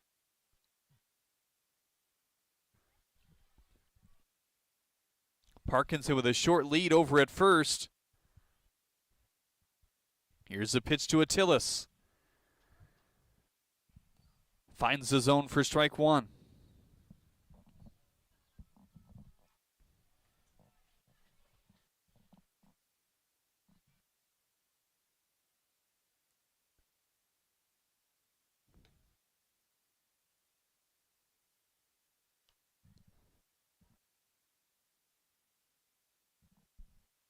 Oh, and 2 quickly on Attilis here. Eighth inning brought to you by UWM. We thank UWM for their partnership with the USPBL network. Now the 0-2. Swing and a miss. Fastball at 95 miles an hour. And Attilis now has some words for DeSanti. Adrian Guzman going to try to come over. The Unicorns believe that DeSanti hit Parkinson on purpose on the shoulder, so that's created some brewing in the eighth.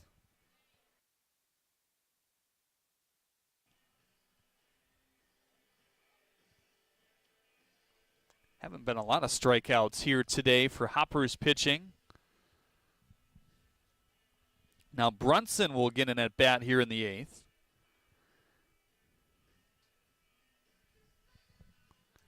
He pinch hits for Galassi now.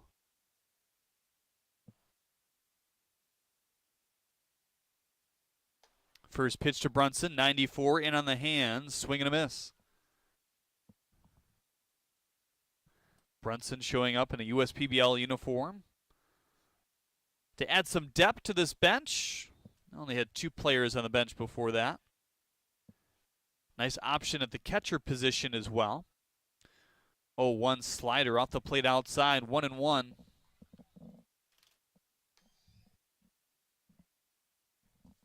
Ari Sakopoulos due up next. Unicorns have 12 hits on the board and 9 runs compared to just 4 hits and a run for the Eastside Diamond Hoppers.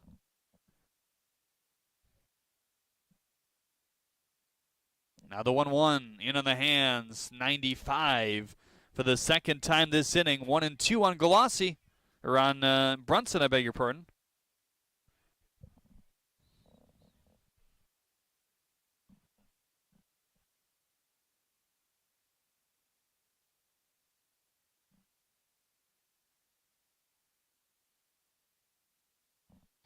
One, two, poked right back to the screen. Another 95-mile-an-hour fastball.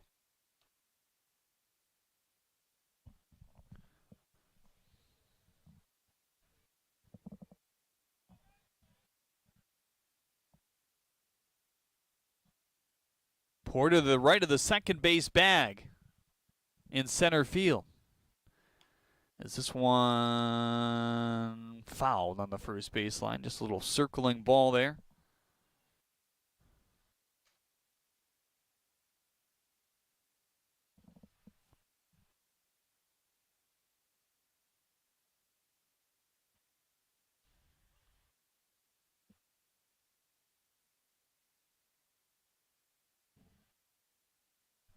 Here's the 1-2. Fastball remained up high. 2-2 now on Brunson.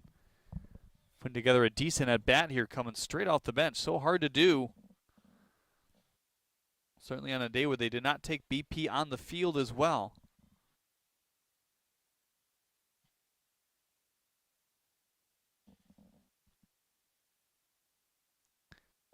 Parkinson edges off of first. He fakes. This one popped up to left. Rivera, Perez coming from the left side of the infield, and that will end the inning. And now, Jim Essien barking here at Michael DeSanti. Things are heating up here in the 8th inning. Jim was not happy about Parkinson getting drilled here at the beginning of the inning. Still 9-1 Unicorns on the USPBL network. Why are all these business owners smiling? Because they rely on Tryon to handle difficult and time-consuming HR tasks like payroll, benefits administration, and more. Working with one of the nation's top professional employer organizations provides access to top-tier healthcare and employee benefit plans and Tryon's team of attorneys and HR experts. With Tryon, you don't have to grow it alone. Visit RelyOnTryon.com. You can always rely on Tryon.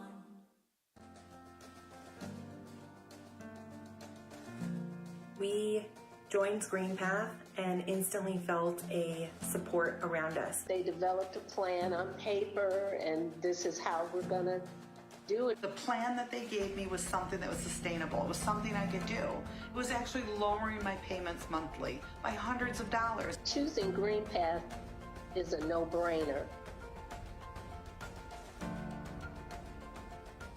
Stroke, heart attack, chest pain, injury. ERs at Ascension Michigan hospitals are ready 24/7, delivering the right care at the right time. As a chair of emergency medicine at an Ascension Michigan hospital, I understand the importance of timely ER care. What's different? Experienced care teams and board-certified doctors who take the time to listen. You are connected to on-site lab and imaging, pharmacy, and leading-edge care with specialists in cardiovascular services, neuroscience, orthopedics, and more. Choose ERs at Ascension Michigan hospitals.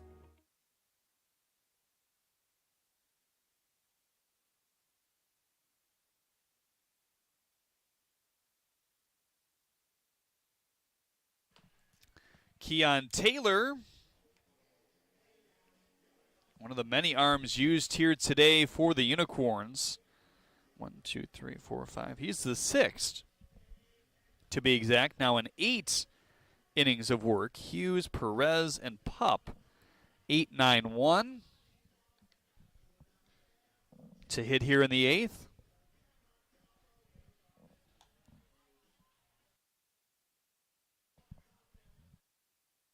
Keon Taylor, another side armor, the second that we've seen in this one for the Utica Unicorns.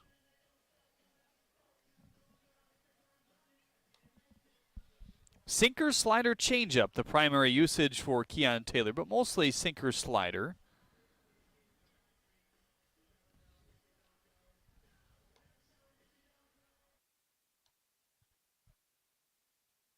We saw him just a couple days ago versus this very Diamond Hopper team on Friday. Pitched 2 innings, allowed an earned run and a walk.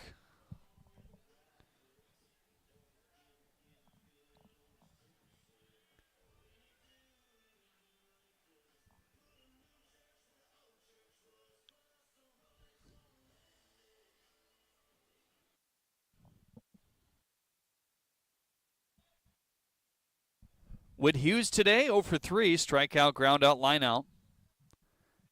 A little out in every capacity here.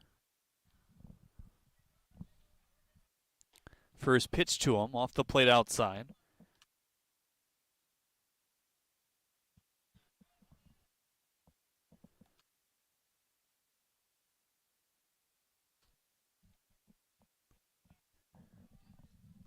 Now the 1-0, swing and a miss. Slider off the hands of Keon Taylor.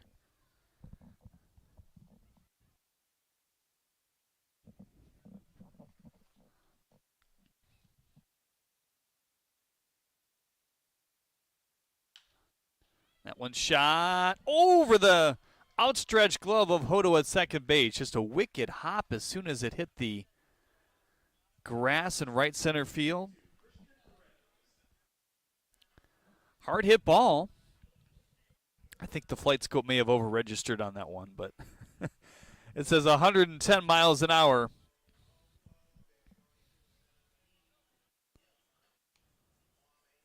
Nonetheless, it was hard hit. I'll give him that. And he turned on a pitch that was just 86. So most of that power coming from Whit Hughes. Here's Christian Perez. He had a single in the fourth and a fielder's choice in the second. That ball knots inside. Swing and a miss. Pup the top of the order on deck. Keon Taylor has been a little bit more hittable, whatever that means. He's still been very good. 6 outings ago, he gave up 4 runs. That's been the most by far this season. He had a streak in his first 10 or so where he had given up just 1 run to begin the year. Then one of the more unhittable bullpen pieces in the USPBL, there's the nasty-looking slider. And we've seen swings like that ad nauseum this year. Perez K's for the second time here this afternoon.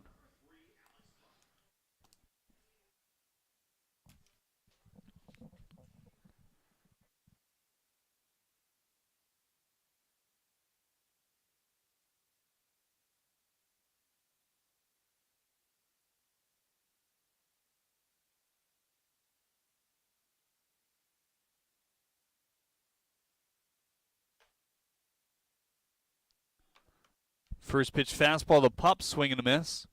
Pup today, couple walks, also reached down in air.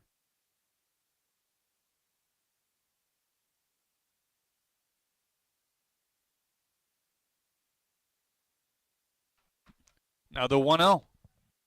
Slider in. Slower slider, more curveball velocity, but it has so much spin on it. Coming from that angle. Probably looks like it's going right at the right-handed batters. Now the 1-1. Slider goes from the inside part to the outside part. And 2 strikes to deal with here in the 8th.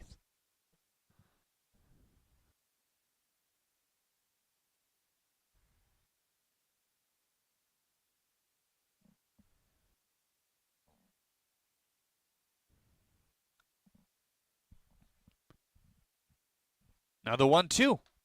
Trying to check his swing. He could not. Back-to-back strikeouts for Taylor after the leadoff single.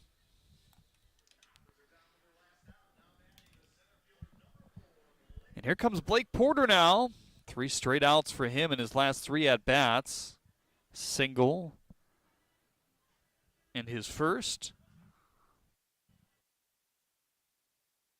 Down to their last 3 strikes and their last outs in this game are these Hoppers. First pitch to Blake, swing and a miss. Fastball tails away.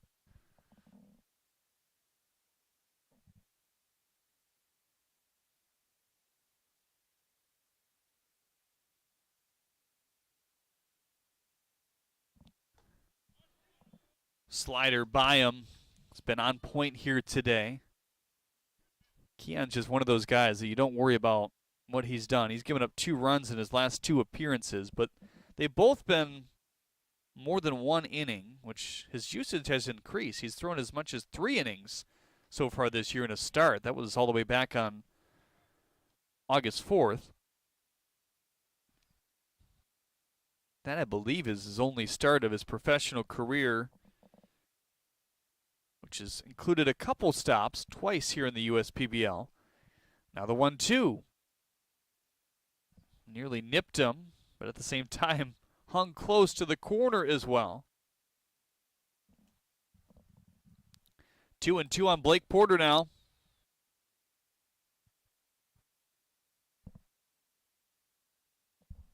Here's the 2-2 pitch. Pumped him foul.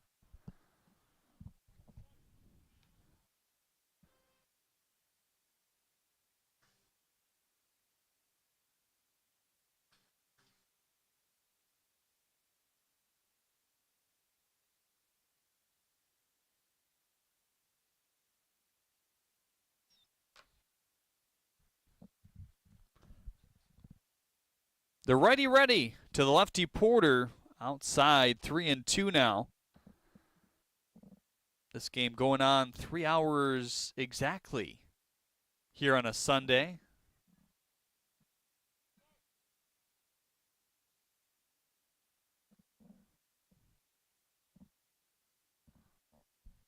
Now the 3-2 with the runner moving. Check swing foul.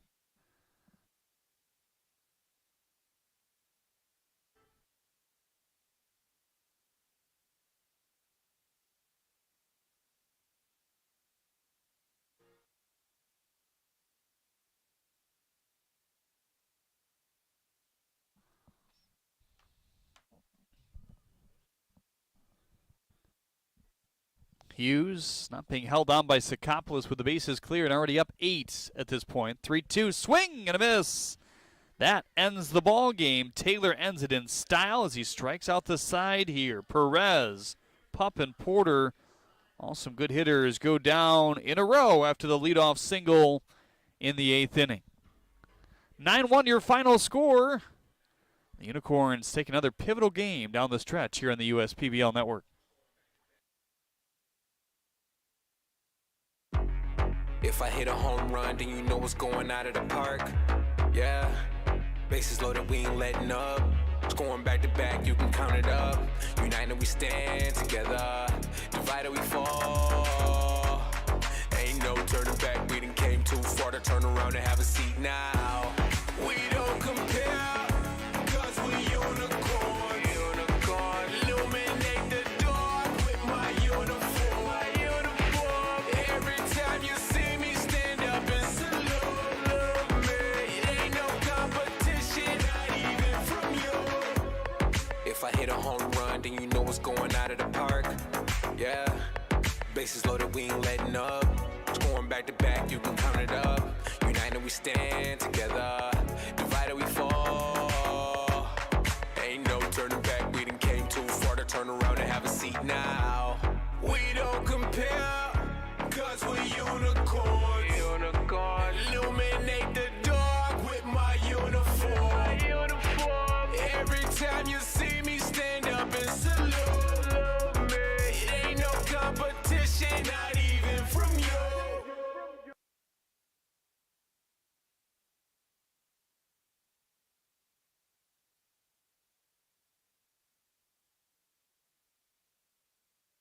Welcome back, everyone, to Jimmy John's Field. Nice 9-1 victory for the Unicorns here today. They scored 5 in the first off a big inning rally, which sent 8 to the plate. They added 4 more in the 7th, and that was all they needed here in this one. Kara Wolfbauer is down with Kevin Lambert. Kara? I am here with the Michigan Orthopedic Player of the Game, Kevin Lambert. Okay, so Kevin, you had a home run today. You went 2 for 4 with a double and 3 RBIs. So obviously, I had an interview today. But not even just talking about yourself, going off of last year's team, I know you were here. So tell me how this year's team is shaping up compared to last year's team. Oh, you know, we just hit the ball really well. We played good defense, and we throw the ball well, you know. We just doing it on all sides of the field. Have you guys made any adjustments coming? I know you guys were the championship team last year, so I know you guys did very well, but did you make any adjustments coming off of last year's season? Just keep playing baseball. That's pretty much it. Nothing else to it. That's the secret? Just play baseball? Play baseball. All right, sounds good. All right, that is our Michigan Orthopedic Player of the Game today. Jimmy John's Field, we'll see you next week. Well, Lambert with a big 2-run home run, which capped off that long 5-run first inning, kind of set the tempo for the rest of this game. Harry Orr did a fantastic job to stay in the game after that with a high pitch count. He kept it low in innings 2, 3, 4, 5, and 6. Got a couple double plays at the end of the 5th and 6th and faced the minimum in both of those innings. Brayson Drummond followed him, and it was a group effort in terms of the bullpen here today for the Unicorns. Fiorito, Montane, Rhino, Calipitro, Bewley, and Taylor all throwing to close out this game. This is your Detroit Mercy postgame show here today. We will not start on a Wednesday next week. It's a Thursday for Italian American Heritage Night as the league play starts to wrap up. Just 3 Friday fireworks left for you to take in here at the ballpark as well. And as we inch towards September, which is sooner than you'd think at this point, August 25th, is our next game next week. But the playoffs will be here before you know it, with a first-round playoff game coming on Friday, the second on Saturday, and the championship game on Sunday in the second week of September. September 11th is when the USPBL slate will wrap up. For everybody involved with the broadcast here today, Kara, Jeremiah, PJ, I'm Jeremy Otto. Have a nice Sunday, everybody.